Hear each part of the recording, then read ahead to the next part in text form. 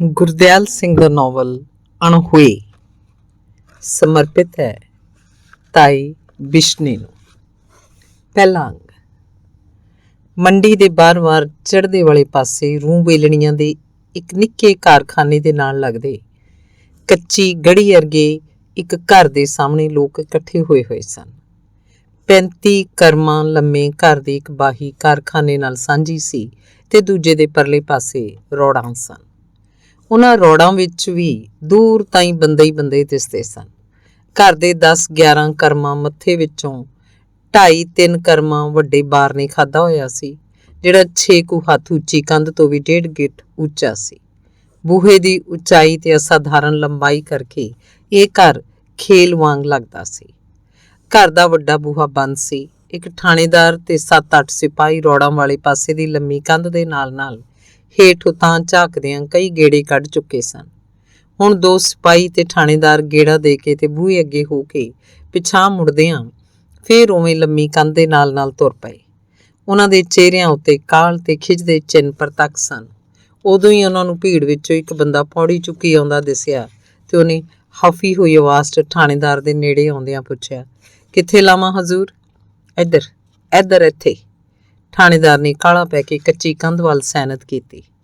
ਲਾਲੂ ਵਗਾਰੀ ਨੇ ਪੌੜੀ ਕੰਧ ਨਾਲ ਲਾ ਦਿੱਤੀ। ਬੋਲੇ ਸੋ ਨਿਹਾਲ, ਸਤਿ ਸ੍ਰੀ ਅਕਾਲ। ਕੁਝ ਚਿਰ ਤੋਂ ਬੰਦ ਹੋਏ ਜੈਕਾਰਿਆਂ ਦੀ ਆਵਾਜ਼ ਫੇਰ ਗੂੰਜੀ ਤੇ ਲਗਾਤਾਰ ਗੂੰਜਦੀ ਰਹੀ। ਚਾਰੇ ਪਾਸੇ ਰੌਲਾ ਪਾ ਰਹੇ ਲੋਕ ਫਿਰ ਚੁੱਪ ਹੋ ਗਏ। ਥਾਣੇਦਾਰ ਨੇ ਪਿਸਤੌਲ ਦੀ ਪੇਟੀ 1-2 ਵਾਰ ਅੱਗੇ ਪਿੱਛੇ ਖਿਸਕਾਈ ਤੇ ਫਿਰ ਪੌੜੀ ਦੇ ਵਿਚਕਾਰਲੇ ਟੰਬੇ ਨੂੰ ਹੱਥ ਪਾ ਕੇ ਉਹਨੂੰ ਜ਼ੋਰ ਨਾਲ ਲਿਫਾ ਕੇ ਵੇਖਿਆ, ਜਿਵੇਂ ਇਹ ਜਾਚਣਾ ਚਾਹੁੰਦਾ ਹੋਵੇ ਕਿ ਉਹਦੇ ਸਰੀਰ ਦਾ ਭਾਰ ਪੌੜੀ ਝੱਲ ਸਕੇਗੀ ਕਿ ਨਹੀਂ। ਇਹਨੂੰ ਹੇਠੋਂ ਸੂਤ ਕਰਕੇ ਫੜੀਆਂ ਹੋਏ ਪਾ ਲਿਆ। ਉਹਨੇ ਕੋਲ ਖਲੋਤੇ ਸਿਪਾਹੀ ਨੂੰ ਕਿਹਾ ਤੇ ਫਿਰ ਟੰਬੇ ਉੱਤੇ ਖੱਬਾ ਪੈਰ ਧਰ ਕੇ ਸਰੀਰ ਨੂੰ ਬੋਚਦਿਆਂ ਹੌਲੀ-ਹੌਲੀ ਸੱਜੇ ਨੂੰ ਉਗਾਸ ਕੇ ਸਰਨ ਵਾਲੀ ਗਊ ਵਾਂਗ ਉਤਾਂ ਚੁੱਕਿਆ। ਉਹਨੂੰ ਇਉਂ ਸਰਕਸ ਵਾਲਿਆਂ ਵਾਂਗ ਪੌੜੀ ਚੜ੍ਹਦਿਆਂ ਵੇਖਣ ਲਈ ਭੀੜ ਦੇ ਪਿਛਲੇ ਪਾਸੇ ਖੜੋਤੇ ਲੋਕ ਇੱਕ ਦੂਜੇ ਦੇ ਉੱਤੋਂ ਦੀ ਹੋ ਵੇਖਣ ਤੇ ਧੱਕਮ ਧੱਕੀ ਵੀ ਹੋਣ ਲੱਗ ਪਈ। ਅੰਦਰੋਂ ਆਉਂਦੀ ਜੈਕਾਰਿਆਂ ਦੀ ਆਵਾਜ਼ ਤੋਂ ਬਿਨਾਂ ਹੋਰ ਚਾਰੇ ਪਾਸੇ ਚੁੱਪ-ਚਾਪ ਛਾ ਗਈ ਸੀ। ਥਾਣੇਦਾਰ ਨੇ ਤੀਜੇ ਡੰਡੇ ਉੱਤੇ ਪੈਰ ਧਰਿਆ ਤੇ ਉਹਦਾ ਸਿਰ ਕੰਧੋਂ ਤਾਂ ਨਿਕਲ ਗਿਆ, ਪਰ ਉਹ ਇੱਕ ਵਾਰ ਅਜੇ ਅੰਦਰ ਮਾੜੀ ਜੀ ਝਾਤੀ ਮਾਰ ਸਕਿਆ ਸੀ ਕਿ ਇੱਕ ਕਾਲੀ ਜੀ ਚੀਜ਼ ਉਹਨੂੰ ਆਪਣੇ ਵੱਲ ਆਉਂਦੀ ਦਿਸੀ ਤੇ ਉਹਨੇ ਛੇਤੀ ਦੇਣੇ ਸਿਰ ਨਵਾ ਕੇ ਕੰਧ ਦੀ ਓਟ ਲੈ ਲਈ। ਭੀੜ ਦੇ ਉੱਤੋਂ ਦੀ ਘੁੱਕਦਾ ਦਾਲ ਵਾਲਾ ਕੁੱਜਾ ਰੌੜ 'ਚ ਜਾ ਡਿੱਗਿਆ ਤੇ ਡਿੱਗਣ ਸਾਰ ਉਹਦੇ ਪੜਾਕੇ ਨਾਲ ਕਈ ਲੋਕ ਇਉਂ ਸਹਿਮ ਗਏ ਜਿਵੇਂ ਬੰਬ ਚੱਲਿਆ ਹੋਵੇ। ਪਰਲੇ ਸਿਰਿਆਂ ਤੇ ਖੜੋਤੇ ਲੋਕ ਰੌੜ ਵੱਲ ਵੇਖਣ ਲਈ ਆਉਲੇ, ਪਰ ਉਦੋਂ ਹੀ ਰੂੰ ਵੇਲਣੀਆਂ ਦੇ ਕਾਰਖਾਨੇ ਵੱਲੋਂ ਨੱਸੇ ਆਉਂਦੇ ਸਿਪਾਹੀ ਨੇ ਸਾਰਿਆਂ ਦਾ ਧਿਆਨ ਆਪਣੇ ਵੱਲ ਖਿੱਚ ਲਿਆ। ਹਜ਼ੂਰ, ਕਰੀਮਾ ਤੇ ਸੰਤਾ ਉੱਧਰ ਦੀ। ਅਧੂਰੀ ਜੀ ਗੱਲ ਕਹਿ ਕੇ ਉਹਨੇ ਕਾਰਖਾਨੇ ਵੱਲ ਸੈਨਤ ਕੀਤੀ ਤੇ ਉਹਨੀ ਪੈਰੀਂ ਪਿਛਾਂਹ ਮੁੜ ਕੇ ਜਿੱਧਰੋਂ ਆਇਆ ਸੀ ਉੱਧਰ ਹੀ ਭੱਜ ਤੁਰਿਆ। ਥਾਣੇਦਾਰ ਪੌੜੀ ਉੱਤੋਂ ਛਾਲ ਮਾਰ ਕੇ ਉਤਰਿਆ ਤੇ ਢਿੱਡ ਉੱਤੋਂ ਹੇਠ ਖਿਸਕੀ ਪੇਟੀ ਸੂਤ ਕਰਦਾ ਭਰੜਾਈ ਆਵਾਜ਼ 'ਚ ਮੂੰਹ 'ਚ ਗਾਲਾਂ ਕੱਢਦਾ ਕਾਲਾ ਜਿੱਧਰ ਸਿਪਾਹੀ ਗਿਆ ਸੀ ਉੱਧਰ ਤੁਰ ਪਿਆ ਤੇ ਘਰ ਦੇ ਬੰਦ ਬੂਹੇ ਵੱਲ ਲਾਲ ਅੱਖਾਂ ਕੱਢ ਕੇ ਝਾਕਦਾ ਕਾਰਖਾਨੇ ਦੇ ਲੋਹੇ ਦੇ ਖਿੜਕਾਂ ਵਾਲੇ ਬੂਹੇ ਅੰਦਰ ਜਾ ਵੜਿਆ। ਜਿਹੜੇ 3 ਹੋਰ ਸਿਪਾਹੀ ਥਾਣੇਦਾਰ ਦੀ ਪੌੜੀ ਦੇ ਆਸੀ-ਪਾਸੀ ਆ ਖੜੋਤੇ ਸਨ, ਉਹ ਵੀ ਮਗਰੇ ਨੱਸ ਪਏ। ਲੰਮੀ ਕੰਧ ਵਾਲੇ ਪਾਸਿਓਂ ਲੋਕ ਵੀ ਹਫੜਾ ਦਫੜੀ ਨਾਲ ਕਾਰਖਾਨੇ ਵੱਲ ਭੱਜੇ ਤੇ ਉਹਨਾਂ ਘਰ ਦੇ ਅੰਦਰੋਂ ਇੱਕਦਮ ਇੰਝ ਰੌਲਾ ਸੁਣਿਆ ਜਿਵੇਂ ਕਈ ਬੰਦੇ ਆਪੋ 'ਚ ਲੜ ਰਹੇ ਹੋਣ। ਪਰ ਇਸ ਰੌਲੇ ਵਿੱਚੋਂ ਹੀ ਬਿੰਦਕੂ ਬੰਦ ਹੋਏ ਜੈਕਾਰੇ ਫੇਰ ਉੱਚੀ ਹੋਏ ਤੇ ਹੌਲੀ-ਹੌਲੀ ਮਰਦਾਵੀ ਤੇ ਜ਼ਨਾਨੀ ਦੋਵੇਂ ਆਵਾਜ਼ਾਂ ਹੋਰ ਉੱਚੀਆਂ ਹੁੰਦੀਆਂ ਗਈਆਂ। ਕੁਝ ਚਿਰ ਪਿੱਛੋਂ ਲੋਕਾਂ ਨੇ ਭਾਰੇ ਤਖਤੇ ਚੀਕਦੀਆਂ ਚੂਲਾਂ ਨਾਲ ਖੁੱਲ੍ਹਦੇ ਵੇਖੇ ਤੇ ਹੱਥ ਕੜੀਆਂ 'ਚ ਨੂੜੇ ਬਿਸ਼ਨਾ ਤੇ ਭਗਤਾ ਬਾਹਰ ਨਿਕਲੇ। ਉਹਨਾਂ ਦੇ ਮਗਰ 4 ਸਿਪਾਹੀ ਆਕੜੇ ਆਉਂਦੇ ਸਨ। ਨਾਲ ਹੀ ਥਾਣੇਦਾਰ ਢਿੱਡ ਗਾਂਹ ਨੂੰ ਕੱਢੀ ਉੱਚੀ ਧੌਣ ਕਰਕੇ ਲੋਕਾਂ ਵੱਲ ਝਾਕਦਿਆਂ ਹੀ ਉਹ ਬਾਹਰ ਨਿਕਲਿਆ, ਜਿਵੇਂ ਸੱਚੀ ਚਤੌੜ ਦਾ ਕਿਲ੍ਹਾ ਜਿੱਤ ਕੇ ਆ ਰਿਹਾ ਹੋਵੇ। ਬੋਲੇ ਸੋ ਨਿਹਾਲ। 4 ਸਿਪਾਹੀਆਂ ਤੋਂ ਮਗਰੋਂ ਦਿਆਕੁਰ ਦੀ ਚੀਕਵੀਂ ਆਵਾਜ਼ ਸੁਣਾਈ ਦਿੱਤੀ ਤੇ ਬਿਸ਼ਨੇ ਨੇ ਬਾਂਹ ਲਾਰ ਕੇ ਉਹਦਾ ਸਾਥ ਦਿੱਤਾ। ਸਤਿ ਸ੍ਰੀ ਅਕਾਲ। ਬਿਸ਼ਨੇ ਦੇ ਚਿੱਟੀ ਪੱਗ ਤੇ ਖੱਦਰ ਦਾ ਸੱਜਰਾ ਧੋਤਾ ਕੁੜਤਾ ਪਾਇਆ ਸੀ। ਉਹਦੇ ਚਿਹਰੇ ਤੇ ਲੋੜਾਂ ਦਾ ਪਖਾ ਸੀ ਤੇ ਬੋਲ ਵਿੱਚ ਢੱਠੇ ਵਰਗੀ ਭੜਕ, ਪਰ ਭਗਤੇ ਦਾ ਮੂੰਹ ਪੀਲਾ ਭੂਕ ਦਿਸਦਾ ਸੀ। ਜਦੋਂ ਬਿਸ਼ਨਾ ਤੇ ਦਿਆਕੁਰ ਜੈਕਾਰੇ ਗਜਾ ਰਹੇ ਸਨ ਤਾਂ ਭਗਤੇ ਦੀ ਨੀਵੀਂ ਪਾਈ ਹੋਈ ਸੀ ਤੇ ਉਹਦਾ ਸਾਰਾ ਸਰੀਰ ਸਿਆਲ ਦੀ ਰੁੱਤੇ ਵੀ ਮੁੜਕੇ ਨਾਲ ਭਿੱਜਿਆ ਹੋਇਆ ਸੀ। ਲੋ ਬਈ, ਨਗਰ ਖੇੜਿਆ, ਇਹ ਸਰਕਾਰ ਡਾਕੂ ਫੜ ਕੇ ਚੱਲੀ ਹੈ, ਡਾਕੂ। ਗਲੀ ਦੇ ਵਿਚਕਾਰ ਆ ਕੇ ਰੁਕਦਿਆਂ ਬਿਸ਼ਨੇ ਨੇ ਤਾਂ ਬਾਂਹ ਉਲਾਰ ਕੇ ਲੋਕਾਂ ਨੂੰ ਸੰਬੋਧਨ ਕਰਦਿਆਂ ਆਖਿਆ ਤੇ ਫਿਰ ਉਹਦੇ ਭਖਦੇ ਚਿਹਰੇ ਉੱਤੇ ਬੜੀ ਦ੍ਰਿੜ ਮੁਸਕਰਾਹਟ ਖਿੱਲਰ ਗਈ। ਨਿੱਕੀਆਂ ਤੇਜ਼ ਅੱਖਾਂ ਦਗਣ ਲੱਗ ਪਈਆਂ ਤੇ ਮੱਥੇ ਤੇ ਚੌੜੀਆਂ ਗੱਲਾਂ ਉੱਤੇ ਮਾਤਾ ਦੇ ਦਾਗ ਚੰਗਿਆੜਿਆਂ ਵਾਂਗ ਮਗਣ ਲੱਗ ਪਏ। ਬੋਲੇ ਸੋ ਨਿਹਾਲ, ਸਤਿ ਸ੍ਰੀ ਅਕਾਲ। ਬਿਸ਼ਨੇ ਤੇ ਦਿਆਕੁਰ ਨੇ ਫੇਰ ਸਹੁਰੇ ਜ਼ੋਰ ਨਾਲ ਜੈਕਾਰਾ ਗਜਾਇਆ ਤੇ ਇੱਕ ਜਲੂਸ ਵਾਂਗ ਸਿਪਾਹੀਆਂ ਨਾਲ ਤੁਰ ਪਏ। ਸਭ ਤੋਂ ਮਗਰ ਆਉਂਦੀ ਦਿਆਕੁਰ ਦੇ ਚੌੜੇ ਗੋਰੇ ਚਿਹਰੇ ਉੱਤੇ ਲਾਲੀ ਲੱਗਦੀ ਸੀ।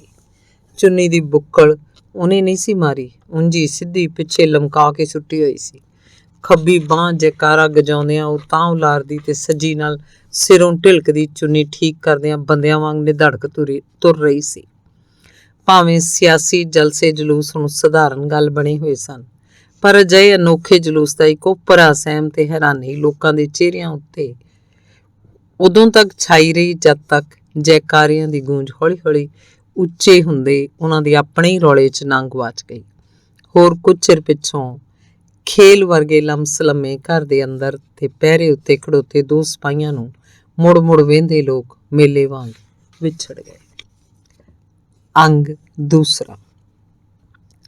ਰੂੰ ਵੇਲਣੀਆਂ ਦੇ ਕਾਰਖਾਨੇ ਨੂੰ ਸਾਹਮਣੇ ਪਹਾੜ ਵਾਲੇ ਪਾਸੇ ਜਿਹੜੀ ਨਵੀਂ ਬਸਤੀ ਪਿਛਲੇ ਵਰੇ ਤੋਂ ਬਣਨ ਲੱਗੀ ਹੋਈ ਸੀ, ਉਹਦੇ ਅੱਧ ਬਣੇ ਨਵੇਂ ਢੰਗ ਦੇ ਘਰਾਂ ਵਿਚਕਾਰ ਇੱਕ ਖੁੱਲੇ ਥਾਂ ਵੱਡੇ ਵਜ਼ੀਰ ਦਾ ਦੀਵਾਨ ਲੱਗਣਾ ਸੀ।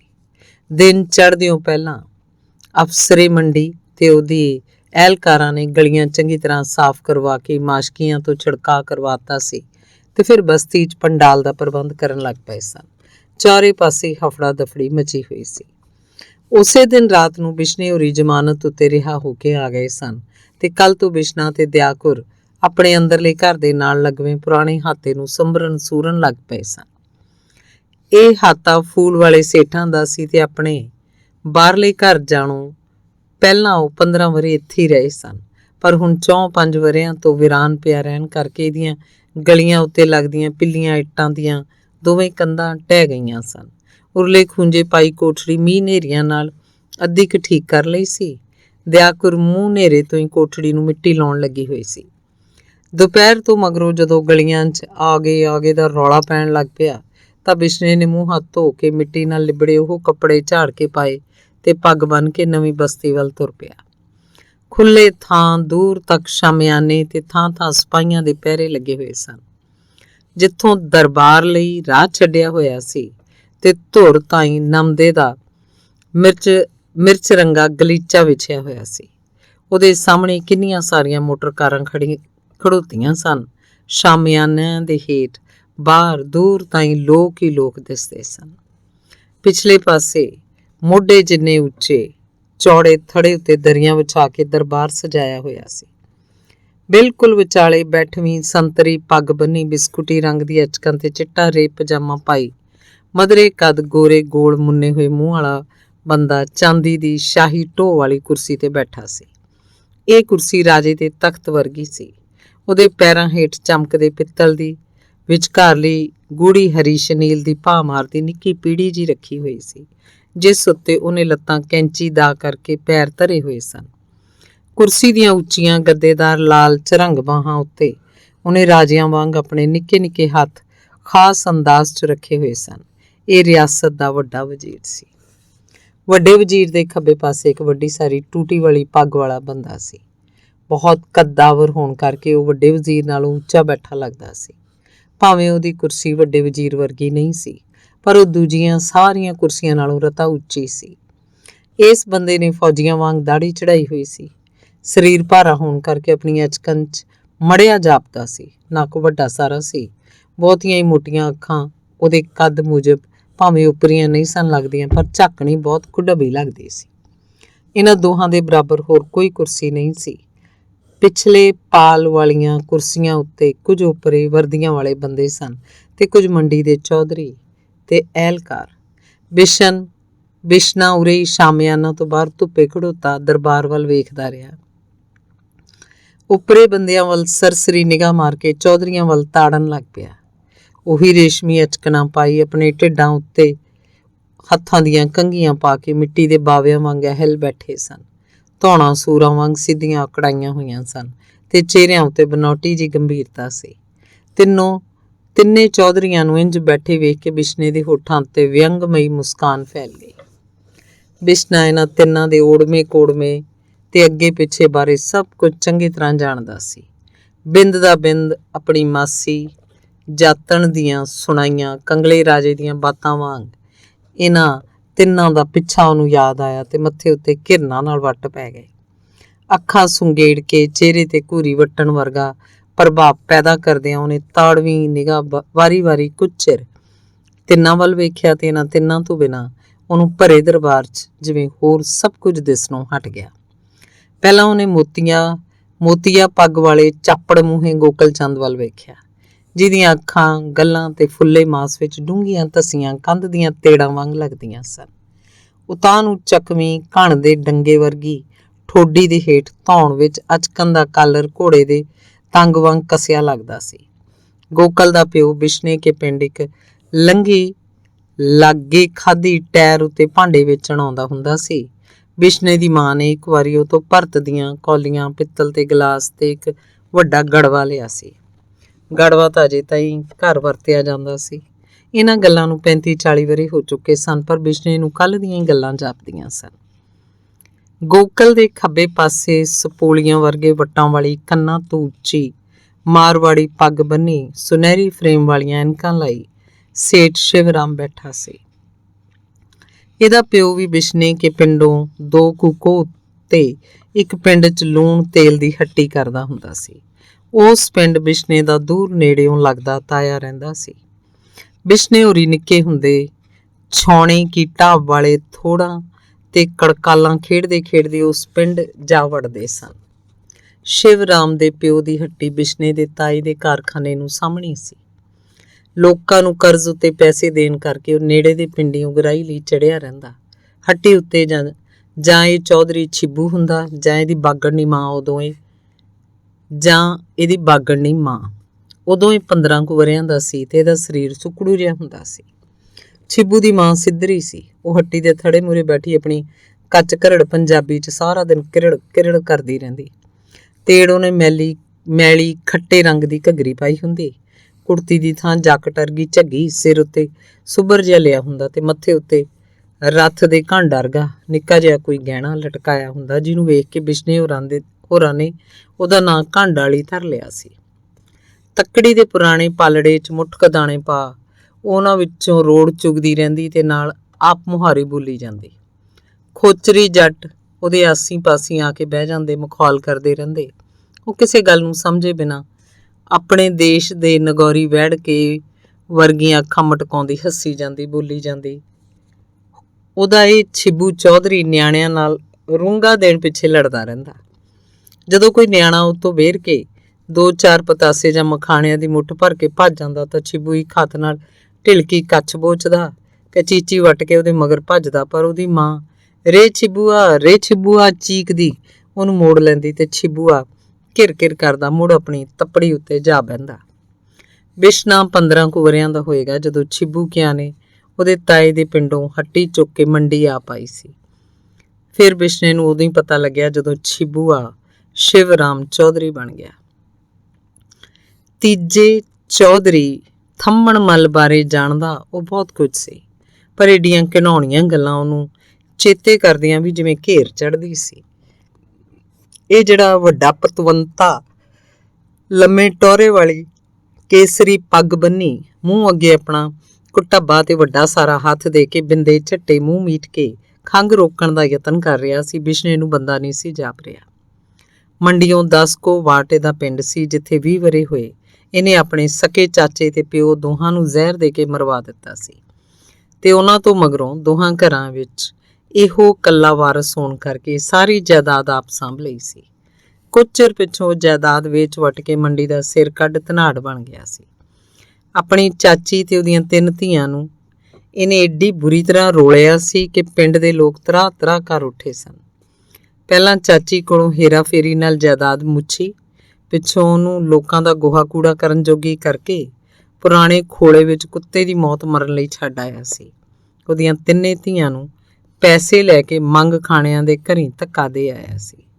ਚੌਧਰੀ ਬਿਸ਼ਨੇ ਨੇ ਘਿਰਨਾ ਭਰੀ ਘੱਗੀ ਆਵਾਜ਼ 'ਚ ਆਖਿਆ ਤੇ ਉਹਨੂੰ ਆਪਣੇ ਮੂੰਹ ਦਾ ਸਵਾਦ ਕਸੈਲਾ ਹੋਇਆ ਲੱਗਿਆ। ਫਿਰ ਅਗਾਂਹ ਹੋ ਕੇ ਉਹ ਇੱਕ ਇੱਟ ਉੱਤੇ ਬਹਿ ਗਿਆ। ਪਾਸੀਂ ਖੜੋਤੇ ਬੰਦਿਆਂ ਨੇ ਕਿੰਜ ਉਸ ਵੱਲ ਹੈਰਾਨੀ ਨਾਲ ਤੱਕਿਆ ਸੀ। ਬਿਸ਼ਨੇ ਨੂੰ ਇਹਦਾ ਕੋਈ ਧਿਆਨ ਨਹੀਂ ਸੀ। ਉਹ ਅਜੇ ਵੀ ਤਾੜਵੀਂ ਨਿਗਾਹ ਉੱਚੇ ਥੜੇ ਵੱਲ ਝਾਕ ਰਿਹਾ ਸੀ। ਕੁਰਸੀਆਂ ਦੀ ਪਿਛਲੀ ਪਾਲ ਤੋਂ ਮਗਰ ਥਾਣੇਦਾਰ ਵਾਲੀ ਵਰਦੀ ਪਾਈ ਬੜੇ ਨਰੋਏ ਪੁਲਸੀਏ ਪੱਥਰ ਦੇ ਬੁੱਤਾਂ ਵਾਂਗ ਸਿੱਧਣ ਸਿੱਧੇ ਖੜੋਤੇ ਸਨ। ਥੜੇ ਦੇ ਪਿਛਲੇ ਪਾਸੇ ਹੇਠਾਂ ਵੀ ਪੁਲਿਸ ਦੇ ਕਿੰਨੇ ਸਿਪਾਹੀ ਉਵੇਂ ਸਿੱਧੇ ਖੜੋਤੇ ਸਨ, ਪਰ ਥਾਣੇਦਾਰ ਇੱਧਰ ਉੱਧਰ ਨੱਸਿਆ ਫਿਰਦਾ ਸੀ। ਉਹ ਕਦੇ ਮਗਰਲੇ ਸਿਪਾਹੀਆਂ ਵੱਲ ਭੱਜਦਾ, ਕਦੇ ਦਰਬਾਰ ਦੇ ਸਾਹਮਣੇ ਖੜੋਤੀਆਂ ਮੋਟਰਾਂ ਵੱਲ। ਕਿਸੇ ਸਿਪਾਹੀ ਨੂੰ ਘੂਰਦਾ, ਕਿਸੇ ਨੂੰ ਇੱਕ ਥਾਂ ਦੂਜੇ ਪਾਸੇ ਜਾਣ ਲਈ ਆਖਦਾ ਹਫਿਆ ਫਿਰਦਾ ਸੀ। ਉਹਨੂੰ ਇਉਂ ਫੋਰੀਆਂ ਪਾਉਂਦੇ ਵੇਖ ਬਿਸ਼ਨੇ ਨੂੰ ਹਾਸੀ ਆ ਗਈ। ਬਿੰਦਕ ਮਗਰੋਂ ਪਿਛਲੀਆਂ ਕੁਰਸੀਆਂ ਦੇ ਵਿਚਕਾਰੋਂ ਇੱਕ ਚਿੱਟੀ ਵਰਦੀ ਵਾਲਾ ਬੰਦਾ ਉੱਠਿਆ ਤੇ ਵੱਡੇ ਵਜ਼ੀਰ ਦੀ ਕੁਰਸੀ ਕੋਲ ਆ ਕੇ ਝੁਕਦਿਆਂ ਉਹਨੇ ਵਜ਼ੀਰ ਨਾਲ ਕੋਈ ਗੱਲ ਕੀਤੀ। ਚਾਰੇ ਪਾਸੇ ਇੱਕਦਮ ਚੁੱਪ ਛਾ ਗਈ। ਉਹ ਬੰਦਾ ਪੁੱਠ ਪੈਰਾ ਹੀ ਕੁੱਬਾ ਕੁੱਬਾ ਪਿਛਾਂਹ ਮੁੜਿਆ ਤੇ ਉਹਦੇ ਕੁਰਸੀ ਤੇ ਬੈਠਦਿਆਂ ਹੀ ਮਧਰੇ ਕਾਦਾ ਗੋਲ ਮੋਲ ਅਫਸਰੇ ਮੰਡੀ ਆ ਕੇ ਵੱਡੇ ਵਜ਼ੀਰ ਦੀ ਕੁਰਸੀ ਦੇ ਬਰਾਬਰ ਖੜੋ ਗਿਆ। ਪਹਿਲਾਂ ਉਹ ਵਜ਼ੀਰ ਵੱਲ ਟੇਢਾ ਸਿਰ ਕਰਦਿਆਂ ਪਹਿਲੇ ਬੰਦੇ ਵਾਂਗ ਹੀ ਦੂਰਾ ਹੋ ਕੇ ਝੁਕਿਆ ਤੇ ਫਿਰ ਛੇਤੀ ਦੇਣੇ ਸਿੱਧਾ ਹੋ ਗਿਆ। ਪਰ ਹੁਣ ਸਿੱਧਾ ਖੜੋਤਿਆਂ ਵੀ ਉਹਦੀ ਧੌਣ ਟੇਢੀ ਹੋਈ ਲੱਗਦੀ ਸੀ। ਢਿੱਡ ਉੱਤੇ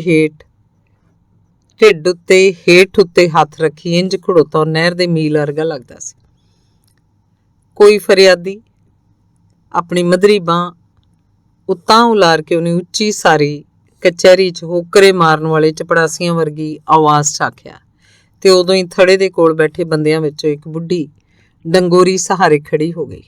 ਬੁੱਢੀ ਦਾ ਸਿਰ ਕੰਬ ਰਿਹਾ ਸੀ, ਡੰਗੋਰੀ ਵੀ ਕੰਬ ਰਹੀ ਸੀ ਤੇ ਉਹਦੀ ਆਵਾਜ਼ ਇੰਨੀ ਧੀਮੀ ਸੀ ਕਿ ਅਫਸਰੇ ਮੰਡੀ ਨੂੰ ਸਾਫ਼ ਨਹੀਂ ਸੀ ਸੁਣਦੀ। ਵੱਡੇ ਵਜ਼ੀਰ ਨੇ ਵੀ ਸ਼ਾਹੀ ਕੁਰਸੀ ਦੀ ਚਾਂਦੀ ਦੇ ਚਿੱਤਰ ਮਿੱਤਰੇ ਪੱਤਰੇ ਵਾਲੀ ਢੋਰ ਨਾਲੋਂ ਨਖੇੜ ਕੇ ਸਿਰ ਰਤਾ ਗਾਂਹ ਨੂੰ ਕੀਤਾ ਤੇ ਅਫਸਰੇ ਮੰਡੀ ਵੱਲ ਝਾਕ ਕੇ ਹੌਲੀ ਦੇਣੇ ਕੁਝ ਆਖਿਆ। ਅਫਸਰੇ ਮੰਡੀ ਨੇ ਉੱਚੀ ਆਵਾਜ਼ 'ਚ ਬੁੱਢੀ ਨੂੰ ਕਿਹਾ, ਮਾਈ ਥੋੜਾ ਉੱਚੀ ਬੋਲ। ਪਰ ਬੁੱਢੀ ਉਵੇਂ ਧਵੀਂ ਆਵਾਜ਼ 'ਚ ਬੋਲਦੀ ਰਹੀ। ਅਫਸਰੇ ਮੰਡੀ ਨੇ ਪਿਛਲੀਆਂ ਕੁਰਸੀਆਂ ਵੱਲ ਸੈਨਤ ਕੀਤੀ ਤੇ ਇੱਕ ਲੰਮੇ ਚਿੱਟੇ ਕੋਟ ਵਾਲਾ ਮੁਨਸ਼ੀ ਹੱਥ 'ਚ ਕਿੰਨੇ ਸਾਰੇ ਕਾਗਜ਼ ਫੜੇ ਕੋਡਾ ਕੋਡਾ ਤੁਰਦਾ ਉਹਦੇ ਬਰਾਬਰ ਆ ਖੜੋਤਾ ਤੇ ਨਾਲ ਦੀ ਨਾਲ ਇੱਕ ਕਾਗਜ਼ ਉੱਤੇ ਕੁਝ ਲਿਖਣ ਲੱਗ ਪਿਆ। ਉਹ ਇੰਜ ਕੋਡਾ ਜਿਹਾ ਹੋ ਕੇ ਲਿਖਦਾ ਤੇ ਬਿੰਦੇ ਝੱਟੇ ਆਪਣੀ ਨੱਕ ਤੋਂ ਢਿਲਕਦੀ ਐਨਕ ਨੂੰ ਬੋਚਦਾ ਬਿਸ਼ਨੇ ਨੂੰ ਪੁਤਲੀਆਂ ਦੇ ਤਮਾਸ਼ੇ ਵਰਗੇ ਪਾਟੇ ਖਾਂ ਵਰਗਾ ਲੱਗਿਆ। ਬੁੱਢੀ ਨੇ ਇੱਕ ਵਾਰੀ ਪਿਛਾਂਹ ਮੁੜ ਕੇ ਵੇਖਿਆ ਤੇ ਆਪਣੀ ਸਲਾਰੀ ਸੂਤ ਕਰਨ ਲੱਗ ਪਈ। ਬਿਸ਼ਨਾ ਫੁਰਤੀ ਨਾਲ ਉੱਠਿਆ ਤੇ ਨਮਦੇ ਦੇ ਮਿਰਚ ਰੰਗੇ ਗਲੀਚੇ ਵੱਲ ਤੁਰ ਪਿਆ। ਪਿੱਠ ਪਿੱਛੇ ਹੱਥ ਕਰੀ ਸਿੱਧਾ ਸਾਹਮਣੇ ਵੱਡੇ ਵਜ਼ੀਰ ਵੱਲ ਝਾਕਦਾ ਗਲੀਚੇ ਉੱਤੇ ਤੁਰਿਆ ਗਿਆ। ਦਰਬਾਰ ਵਾਲੇ ਥੜੇ ਤੋਂ 5 ਕੁ ਕਰਮਾਂ ਉਰੇ ਸੱਜੇ ਪਾਸੇ ਉਹਨੇ ਦੱਬਵੀਂ ਆਵਾਜ਼ ਸੁਣੀ। ਹੱਥ ਤਾਂ ਜੋੜ ਲਿਆ ਵੱਡਿਆ ਰੰਗੜਾ। ਉਹਨੇ ਇੱਕਦਮ ਭੌਂ ਕੇ ਗਹਿਰੀ ਅੱਖ ਨਾਲ ਜਿੱਧਰੋਂ ਆਵਾਜ਼ ਆਈ ਸੀ ਉੱਧਰ ਤੱਕਿਆ, ਪਰ ਬੋਲਣ ਵਾਲੇ ਦਾ ਪਤਾ ਨਾ ਲੱਗਿਆ। ਉਵੇਂ ਪਿੱਠ ਪਿੱਛੇ ਹੱਥ ਕਰੀ ਰਤਾ ਕੁੱਬਾ ਹੋਇਆ ਤੁਰਿਆ ਗਿਆ। ਉਹਦੇ ਥੜੇ ਕੋਲ ਅੱਪੜਨ ਤੋਂ ਪਹਿਲਾਂ ਬੁੱਢੀ ਬਹਿ ਗਈ ਸੀ। ਥੜੇ ਤੋਂ 2 ਕੁ ਗਜ਼ ਉਰੇ ਖੜੋ ਕੇ ਬਿਸ਼ਨੇ ਨੇ ਦੋਵੇਂ ਹੱਥ ਹਿੱਕੋਂ ਤਾਂ ਕਰਕੇ ਘੁਟੱਬੇ ਜਿਹੇ ਢੰਗ ਨਾਲ ਜੋੜਦਿਆਂ ਆਪਣੇ ਚਿਹਰੇ ਉੱਤੇ ਵਿਅੰਗਮਈ ਮੁਸਕਾਨ ਲਿਆਂਦੀ ਤਾਂ ਵੱਡੇ ਵਜ਼ੀਰ ਨੇ ਬੇਆਰਾਮੀ ਜਿਹੀ ਨਾਲ ਸਿਰ ਫੇਰਦਿਆਂ ਪਹਿਲਾਂ ਖੱਬੇ ਪਾਸੇ ਚੜਾਈ ਦਾੜੀ ਵਾਲੇ ਬੰਦੇ ਵੱਲ ਰਤਾ ਕੁ ਸਿਰ ਭਵਾਇਆ ਤੇ ਫਿਰ ਅਫਸਰੇ ਮੰਡੀ ਵੱਲ ਇਉਂ ਤੱਕਿਆ ਜਿਵੇਂ ਉਹਨੂੰ ਅੱਖਾਂ ਨਾਲ ਘੂਰ ਕੇ ਪੁੱਛ ਰਿਹਾ ਹੋਵੇ, ਇਹ ਕੀ, ਕੌਣ ਹੈ ਇਹ? ਬਿਸ਼ਨਾ ਬਿੰਦ ਕੁਵੇਂ ਖੜੋਤਾ ਰਿਹਾ ਤੇ ਫਿਰ ਬੋਲਿਆ, ਹਜ਼ੂਰ ਅਰਜ਼ ਕਰਨ ਦੀ ਇਜਾਜ਼ਤ ਹੈ। ਬੋਲ ਬੋਲ ਛੇਤੀ ਬੋਲ, ਅਫਸਰੇ ਮੰਡੀ ਨੇ ਜਿਵੇਂ ਘਾਬਰੀ ਤੇ ਥਿੜਕਵੀਂ ਆਵਾਜ਼ 'ਚ ਕਿਹਾ। ਇੱਕ ਵਾਰ ਬਿਸ਼ਨੇ ਨੇ ਅਫਸਰੇ ਮੰਡੀ ਵੱਲ ਗਹਿਰੀ ਨਜ਼ਰ ਨਾਲ ਵੇਖਿਆ ਤੇ ਫਿਰ ਵੱਡੇ ਵਜ਼ੀਰ ਦੀਆਂ ਅੱਖਾਂ ਵਿੱਚ ਪਹਿਲਾਂ ਵਾਂਗ ਝਾਕਦਿਆਂ ਰੁੱਖੀ ਆਵਾਜ਼ 'ਚ ਬੋਲਿਆ, ਤੁਹਾਡੇ ਰਾਜ 'ਚ ਕਿਤੇ ਇਨਸਾਫ ਹੈ? ਵੱਡੇ ਵਜ਼ੀਰ ਨੇ ਬੇਮਲੂਮੀ ਘੂਰੀ ਵੱਟੀ ਤੇ ਬਿਸ਼ਨੇ ਵੱਲੋਂ ਨਿਗਾਹ ਹਟਾ ਕੇ ਅਫਸਰੇ ਮੰਡੀ ਵੱਲ ਫੇਰ ਤਾੜ ਕੇ ਝਾਕਿਆ। ਤੂੰ ਅਰਜ਼ ਕਰ ਸਿੱਧੀ, ਐਵੇਂ ਨਾ ਬੋਲ। ਘਪਲੀ ਆਵਾਜ਼ 'ਚ ਬੋਲਦਿਆਂ ਅਫਸਰੇ ਮੰਡੀ ਦੀਆਂ ਉਂਗਲਾਂ ਵੀ ਕੰਬਦੀਆਂ ਦਿਸੀਆਂ। ਅੱਛਾ? ਬਿਸ਼ਨਾ ਉਹਦੀਆਂ ਕੰਬਦੀਆਂ ਉਂਗਲਾਂ ਵੱਲ ਝਾਕ ਕੇ ਉਹਦੇ ਵੱਲ ਸਿੱਧਾ ਤੱਕਦਿਆਂ ਬੋਲਿਆ, ਜੇ ਕੋਈ ਇਨਸਾਫ ਮੰਗੇ ਜਾਂ ਧੱਕੇਸ਼ਾਹੀ ਦੀ ਫਰਿਆਦ ਕਰੇ ਤਾਂ ਐਵੇਂ ਬੋਲਦਾ। ਤੁਹਾਡੀ ਸਿਆਣੀ ਰਜਤ ਤਾਂ ਫਿਰ ਉਹ ਹੋਈ ਜਿਹੜੀ ਚੁੱਪ ਕਰਕੇ ਝੁੱਗਾ ਲਟਾ ਲੇ, ਆਪਦਾ ਘਰ ਘਾਟ ਟੋਹਾ ਲੇ। ਇਹ ਹਜ਼ੂਰ ਪਾਤਸ਼ਾਹ ਦੀ ਅਦਾਲਤ ਹੈ, ਸੋਚ ਕੇ ਬੋਲ। ਜੇ ਇੱਥੇ ਇਨਸਾਫ ਨਹੀਂ ਹੁੰਦਾ ਤਾਂ ਸੱਚੀ ਦਰਗਾਹ 'ਚ ਵੀ ਨਹੀਂ ਹੋ ਸਕਦਾ, ਸਮਝਿਆ? ਨਾਲ ਦੀ ਨਾਲ ਬਿੰਦ 'ਚ ਅਫਸਰੇ ਮੰਡੀ ਦੀ ਕਾਂ ਅੱਖ ਨੇ ਪਰਦਾ ਬਦਲਿਆ ਤੇ ਉਹ ਵਜ਼ੀਰ ਵੱਲ ਕਣਖਾ ਝਾਕ ਕੇ ਫਿਰ ਕ੍ਰੋਧ ਨਾਲ ਬਿਸ਼ਨੇ ਵੱਲ ਤੱਕਦਿਆਂ ਬੋਲਿਆ, ਤੂੰ ਸਿੱਧੀ ਅਰਜ਼ ਕਰ, ਅਰਜ਼। ਬਿਸ਼ਨੇ ਨੇ ਪਹਿਲਾਂ ਅਫਸਰੇ ਮੰਡੀ ਦੇ ਤੌਰ ਤਾੜੇ ਤੇ ਫਿਰ ਜੋੜੇ ਹੱਥ ਹਿੱਕ ਤੋਂ ਹੇਠਾਂ ਕਰਕੇ ਹੇਠ ਉੱਤੇ ਧਰਦਿਆਂ ਵਜ਼ੀਰ ਵੱਲ ਤੱਕ ਕੇ ਵਿਅੰਗ ਨਾਲ ਬੋਲਿਆ, ਹਜ਼ੂਰ ਮਾਈ ਬਾਪ, ਇਹਨਾਂ ਦੇ ਹੁਕਮ ਨਾਲ ਸਾਡਾ ਰਜਿਸਟਰੀ ਕਰਾਇਆ ਘਰ ਜਬਰਨ ਪੁਲਿਸ ਦੇ ਦਖਲ ਨਾਲ ਖੋਇਆ ਗਿਆ, ਜਿਸ ਘਰ ਦੀ ਇਹਨਾਂ ਨੇ ਆਪਦੇ ਹੱਥੀਂ ਰਜਿਸਟਰੀ ਕੀਤੀ ਸੀ। ਹਜ਼ੂਰ ਪਾਤਸ਼ਾਹ ਦੇ ਰਾਜ ਦਾ ਇਹੋ ਇਨਸਾਫ ਹੈ ਜਿਹਨੂੰ ਅਫਸਰੇ ਮੰਡੀ ਸੱਚੀ ਦਰਗਾਹ ਦਾ ਇਨਸਾਫ ਕਹਿੰਦੇ ਆ। ਇਹਨਾਂ ਦੇ ਅਫਸਰੇ ਮੰਡੀ ਸ਼ਬਦ ਬੋਲਦਿਆਂ ਬਿਸ਼ਨੇ ਨੇ ਅਫਸਰੇ ਮੰਡੀ ਵੱਲ ਇਉਂ ਸਿਰ ਦੀ ਸੈਨਤ ਕੀਤੀ ਜਿਵੇਂ ਦੋ ਲੜੇ ਹੋਏ ਨਿਆਣਿਆਂ ਵਿੱਚੋਂ ਤਕੜਾ ਮਾੜੇ ਨੂੰ ਕੁੱਟਣ ਪਿੱਛੋਂ ਛੇੜ ਕੇ ਚੜਾਉਂਦਾ ਹੋਵੇ। ਅਫਸਰੇ ਮੰਡੀ ਵਿੱਚੇ ਵਿੱਚ ਨਿਉਲੀਆਂ ਵੱਟੀ ਗਿਆ। ਅਖੀਰਲੀ ਗੱਲ ਕਹਿੰਦਿਆਂ ਜਦੋਂ ਬਿਸ਼ਨੇ ਨੇ ਮੁੜ ਪਹਿਲਾਂ ਵਾਂਗ ਹੀ ਕਸੂਤੇ ਜਿਹੇ ਹੱਥ ਜੋੜੇ ਤਾਂ ਵੱਡੇ ਵਜ਼ੀਰ ਨੂੰ ਵੀ ਅਚਵੀ ਮਹਿਸੂਸ ਹੋਈ। ਉਹਨੇ ਆਪਣੀ ਸਾਫ਼ ਭਰਵੀਂ ਆਵਾਜ਼ 'ਚ ਆਖਿਆ, ਤੂੰ ਬਈ ਸਾਫ਼ ਗੱਲ ਦੱਸ, ਤੇਰੇ ਨਾਲ ਐਸੀ ਕਿਆ ਬੇਇਨਸਾਫੀ ਹੋਈ ਹੈ? ਪਰ ਬਿਸ਼ਨੇ ਦੇ ਬੋਲਣ ਤੋਂ ਪਹਿਲਾਂ ਅਫਸਰੇ ਮੰਡੀ ਦੋਏ ਹੱਥ ਆਪਣੇ ਵਧੇ ਢਿੱਡ ਤੋਂ ਹੇਠਾਂ ਜੋੜ ਕੇ ਵਜ਼ੀਰ ਵੱਲ ਕੋਡਾ ਹੁੰਦਿਆ ਕਿਸੇ ਹੋਰ ਬੋਲੀ ਵਿੱਚ ਜੋ ਬਿਸ਼ਨੇ ਨੂੰ ਸਮਝ ਨਹੀਂ ਸੀ ਆ ਰਹੀ ਬਿੰਦਕ ਕੁਝ ਦੱਸਦਾ ਰਿਹਾ ਤੇ ਵਜ਼ੀਰ ਹੌਲੀ ਹੌਲੀ ਸਿਰ ਹਿਲਾਉਂਦਾ ਰਿਹਾ। ਬਿਸ਼ਨਾ ਉਹਨਾਂ ਦੇ ਚਿਹਰਿਆਂ ਦੇ ਉਤਾਰ ਚੜ੍ਹਾਅ ਤਾੜਦਾ ਰਿਹਾ। ਲੋਕ ਛਾਈਮਾਈ ਹੋਏ ਪਰਸੋਂ ਵਾਲੇ ਬਿਸ਼ਨੇ ਦੇ ਕੌਤਕ ਵੇਖਣ ਲਈ ਸਾਹ ਘੁੱਟੀ ਕਿਸੇ ਅਸਾਧਾਰਨ ਗੱਲ ਵਾਪਰਨ ਦੀ ਉਡੀਕ ਕਰਦੇ ਰਹੇ। ਤੂੰ ਬਈ ਅਦਾਲਤ ਵਿੱਚ ਲਿਖਤੀ ਦਰਖਾਸਤ ਦੇਈਂ, ਗੌਰ ਕੀਤੀ ਜਾਏਗੀ, ਵੱਡੇ ਵਜ਼ੀਰ ਨੇ ਅਫਸਰੇ ਮੰਡੀ ਦੀ ਗੱਲ ਸੁਣਨ ਮਗਰੋਂ ਆਖਿਆ। ਕਿਹੜੀ ਅਦਾਲਤ ਵਿੱਚ ਹਜ਼ੂਰ? ਅਫਸਰੇ ਮੰਡੀ ਦੀ ਅਦਾਲਤ ਵਿੱਚ। ਬਿਸ਼ਨੇ ਦੇ ਚਿਹਰੇ ਉੱਤੇ ਕਿੱਕਰ ਦੇ ਪੋਰੇ ਉੱਤੇ ਫੁੱਟੀ ਗੰਢ ਵਰਗੀ ਕਰੜਾਈ ਸੀ, ਪਰ ਉਹਦੀਆਂ ਚਮਕਦੀਆਂ ਅੱਖਾਂ 'ਚ ਕੁਝ ਜਿਹਾ ਪ੍ਰਭਾਵ ਸੀ ਜਿਸ ਨਾਲ ਵੱਡੇ ਵਜ਼ੀਰ ਨੂੰ ਆਕਾਸ਼ ਜਿਹਾ ਹੋਣ ਲੱਗ ਪਿਆ। ਜੇ ਇਸ ਅਦਾਲਤ ਵਿੱਚ ਇਨਸਾਫ ਹੁੰਦਾ ਤਾਂ ਮੈਂ ਹਜ਼ੂਰ ਅੱਗੇ ਕਿਉਂ ਫਰਿਆਦ ਕਰਨ ਆਉਂਦਾ? ਬਿਸ਼ਨੇ ਨੇ ਫਿਰ ਹਜ਼ੂਰ ਤੇ ਫਰਿਆਦ ਸ਼ਬਦ ਆਪਣੀ ਕੁਰਖਤ ਆਵਾਜ਼ ਨਾਲ ਇੰਜ ਨਖੇੜ ਕੇ ਬੋਲੇ ਕਿ ਵਜ਼ੀਰ ਦੀਆਂ ਗੋਰੀਆਂ ਗੱਲਾਂ ਕੁਝ ਸੂਈਆਂ ਹੋ ਗਈਆਂ ਤੇ ਉਸ ਸਥਿਰ ਭਰਵੀਂ ਆਵਾਜ਼ 'ਚ ਰਤਾ ਉੱਚੀ ਬੋਲਿਆ, ਤੇਰੇ ਨਾਲ ਇਸ ਅਦਾਲਤ ਵਿੱਚੋਂ ਐਸੀ ਕਿਆ ਲੋਕਾਰ ਬੇਇਨਸਾਫੀ ਹੋਈ ਹੈ? ਅਜੇ ਕਿਸੇ ਹੋਰ ਇਦੋਂ ਵੱਡੀ ਬੇਇਨਸਾਫੀ ਦੀ ਵੀ ਕਸਰ ਰਹਿ ਗਈ ਹਜ਼ੂਰ? ਬਿਸ਼ਨੇ ਨੇ ਪਹਿਲਾਂ ਨਾਲੋਂ ਕੁਝ ਹੋਰ ਖਰਵੀ ਆਵਾਜ਼ ਨਾਲ ਕਿਹਾ, ਸਾਥੋਂ ਸਰਕਾਰੀ ਰਜਿਸਟਰੀਆਂ 'ਚ ਸਾਡਾ ਲਿਖਿਆ ਘਰ ਸਰਕਾਰ ਨੂੰ ਮੱਲੋ ਜੋਰੀ ਖੋਇਆ, ਸਰਕਾਰ ਨੇ ਮੱਲੋ ਜੋਰੀ ਖੋਇਆ, ਸਾਨੂੰ ਹੱਥਕੜੀਆਂ ਲਾ ਕੇ ਡਾਕੂਆਂ ਵਾਂਗੂ ਫੜਿਆ, ਜ਼ਮਾਨਤਾਂ ਕਰਾਈਆਂ, ਸਮਾਨ ਸਾਡਾ ਸਾਰਾ ਚੌਧਰੀਆਂ ਦੇ ਹਵਾਲੇ ਕਰਤਾ। ਦੱਸੋ ਸਾਡਾ ਕੀ ਕਸੂਰ ਸੀ? ਇਹ ਕੋਈ ਬੇਇਨਸਾਫੀ ਨਹੀਂ ਅਜੇ? ਵੱਡੇ ਵਜ਼ੀਰ ਨੂੰ ਬਿਸ਼ਨੇ ਦੇ ਬੋਲ ਦਾ ਗੜਕਾ ਸੁਣ ਕੇ ਜਿਵੇਂ ਤਰੇਲੀ ਆ ਗਈ। ਅਫਸਰੇ ਮੰਡੀ ਗਾਂਹ ਪਿਛਾਂ ਇਉਂ ਲੱਤਾਂ ਹਿਲਾਉਣ ਲੱਗ ਪਿਆ ਜਿਵੇਂ ਮੱਖ ਲੜਦੀ ਹੋਵੇ ਤੇ ਬਿਸ਼ਨੇ ਵੱਲ ਘੂਰ ਕੇ ਝਾਕਦਿਆਂ ਮੂੰਹ ਅੱਗੇ ਹੱਥ ਦੇ ਕੇ 2-3 ਵਾਰ ਮਾੜਾ ਮਾੜਾ ਖੰਘਿਆ ਹੋਵੇ, ਪਰ ਬਿਸ਼ਨਾ ਉਹਦੇ ਵੱਲ ਨਹੀਂ ਸੀ ਝਾਕ ਰਿਹਾ। ਉਹਨੇ ਨਿਗਾਹ ਸਿੱਧੀ ਵੱਡੇ ਵਜ਼ੀਰ ਦੇ ਚਿਹਰੇ ਉੱਤੇ ਗੱਡੀ ਹੋਈ ਸੀ। ਠੀਕ ਹੈ, ਆਪਣਾ ਨਿੱਕਾ ਹੱਥ ਛੇਤੀ ਛੇਤੀ ਹਿਲਾਉਂਦਿਆਂ ਵਜ਼ੀਰ ਬੋਲਿਆ, ਪਰ ਜੇ ਸਰਕਾਰ ਨੂੰ ਕਿਸੇ ਵੀ ਜਗ੍ਹਾ ਦੀ ਕਦੇ ਵੀ ਕਿਸੇ ਸੜਕ ਜਾਂ ਸਰਕਾਰੀ ਇਮਾਰਤ ਵਾਸਤੇ ਲੋੜ ਪਵੇ ਤਾਂ ਐਸੀ ਜਗ੍ਹਾ ਖੋਣ ਦਾ ਉਹਨੂੰ ਹੱਕ ਹੈ। ਤੈਨੂੰ ਇਹਦਾ ਮੁਆਵਜ਼ਾ ਮਿਲੇਗਾ। ਤੇਰਾ ਘਰ ਮੁਫਤ ਨਹੀਂ ਖੋਇਆ ਗਿਆ ਭਾਈ, ਪਰ ਮੈਨੂੰ ਜੇ ਮੁਆਵਜ਼ੇ ਦੀ ਲੋੜ ਨਾ ਹੋਵੇ ਫਿਰ ਉਨੀ ਜਗ੍ਹਾ ਮਿਲ ਸਕਦੀ ਹੈ, ਪਰ ਮੈਂ ਜਗ੍ਹਾ ਵੀ ਜੇ ਨਾ ਲੈਣੀ ਹੋਵੇ। ਵੱਡੇ ਵਜ਼ੀਰ ਨੇ ਹੈਰਾਨੀ ਨਾਲ ਬਿਸ਼ਨੇ ਦੇ ਕਿੱਕਰ ਦੀ ਗੰਢ ਵਰਗੇ ਚਿਹਰੇ ਵੱਲ ਵੇਖਿਆ ਤੇ ਉਹਦਾ ਸ਼ਾਹੀ ਅਫਸਰੀ ਦਾ ਹੰਕਾਰ ਉਹ ਤੋਂ ਹੋਰ ਕਾਬੂ ਨਾ ਹੋਇਆ। ਅੱਜ ਤੱਕ ਉਹਦੇ ਮੂਹਰੇ ਕੋਈ ਫਰਿਆਦੀ ਇੰਜ ਨਹੀਂ ਸੀ ਬੋਲਿਆ। ਐਤਕੀ ਉਹਦੇ ਬੋਲ ਵਿੱਚ ਇਹ ਹੰਕਾਰ ਉਹਦੇ ਕੋਟ ਦੇ ਪਿੱਤਲ ਦੇ ਪਤਾ ਨਹੀਂ ਸਿਉਣੇ ਦੇ ਬਟਨਾਂ ਵਾਂਗ ਲਿਸ਼ਕਿਆ। ਜੇ ਨਾ ਲੈਣੀ ਹੋਵੇ ਤਾਂ ਜਾਓ, ਬਸ ਹੋ ਗਿਆ ਹਜ਼ੂਰ ਦਾ ਇਨਸਾਫ। ਤੂੰ ਕਾਰੀਗਰ ਆ, ਅਦਾਲਤ 'ਚ ਆ ਕੇ ਗੱਲ ਕਰੀ। ਐਤਕੀ ਘਪਲਾ ਅਫਸਰੇ ਮੰਡੀ ਰੋਬ ਤੇ ਹਿਰਖ ਨਾਲ ਬੋਲਿਆ, ਇੱਥੇ ਹੁਣ ਵਕਤ ਜਾਇਆ ਨਾ ਕਰ, ਕੱਲ ਅਦਾਲਤ ਆਈ, ਸੁਣਿਆ? ਆ ਵੱਡੀ ਅਦਾਲਤ ਨੇ ਤਾਂ ਮੈਨੂੰ ਇਨਸਾਫ ਦੇ ਕੇ ਨਿਹਾਲ ਕਰਤਾ, ਹੁਣ ਛੋਟੀ ਤੇਰੀ ਅਦਾਲਤ ਦੀ ਵਾਰੀ ਹੈ। ਬਿਸ਼ਨਾ ਇਉਂ ਬੋਲਿਆ ਜਿਵੇਂ ਉਹ ਆਪਣੇ ਰਾਜ ਦੇ ਰਾਜੇ ਵਰਗੇ ਵੱਡੇ ਵਜ਼ੀਰ ਦੀ ਹਜ਼ੂਰੀ 'ਚ ਨਹੀਂ, ਬਾਜ਼ਾਰ 'ਚ ਲੋਹੇ ਦੀ ਹੱਟੀ ਅੱਗੇ ਮੇਖਾਂ ਲੈਣ ਲੱਗਿਆਂ ਬੰਸੀ ਲੋਟੀਏ ਨਾਲ ਉਲਝਿਆ ਖੜੋਤਾ ਹੋਵੇ। ਚੰਗਾ, ਬਿੰਦਕ ਚੁੱਪ ਰਹਿ ਕੇ ਤੇਜ਼ ਅੱਖਾਂ ਨਾਲ ਉਹਨੇ ਵਾਰੀ-ਵਾਰੀ ਅਫਸਰੇ ਮੰਡੀ ਦੇ ਵਜ਼ੀਰ ਵੱਲ ਝਾਕਦਿਆਂ ਕਿਹਾ ਤੇ ਹੱਥ ਪਹਿਲਾਂ ਵਾਂਗੀ ਪਿੱਠ ਪਿੱਛੇ ਕਰਕੇ ਪਿਛਾਂਹ ਮੁੜਦਿਆਂ ਬੋਲਿਆ, ਧਰਤੀ ਜੇ ਕਿਤੇ ਇਨਸਾਫ ਹੈ ਤਾਂ ਆਪਦੀ ਹਿੰਮਤ ਨਾਲ ਮੈਂ ਆਪੇ ਲੈ ਲੂੰ, ਤੇ ਜੇ ਕਿਤੇ ਇਹ ਹੈ ਹੀ ਨਹੀਂ ਤਾਂ ਮੁੜ ਕੇ ਤੁਹਾਡੀਆਂ ਲੇਲੜੀਆਂ ਨਹੀਂ ਕੱਢਦਾ।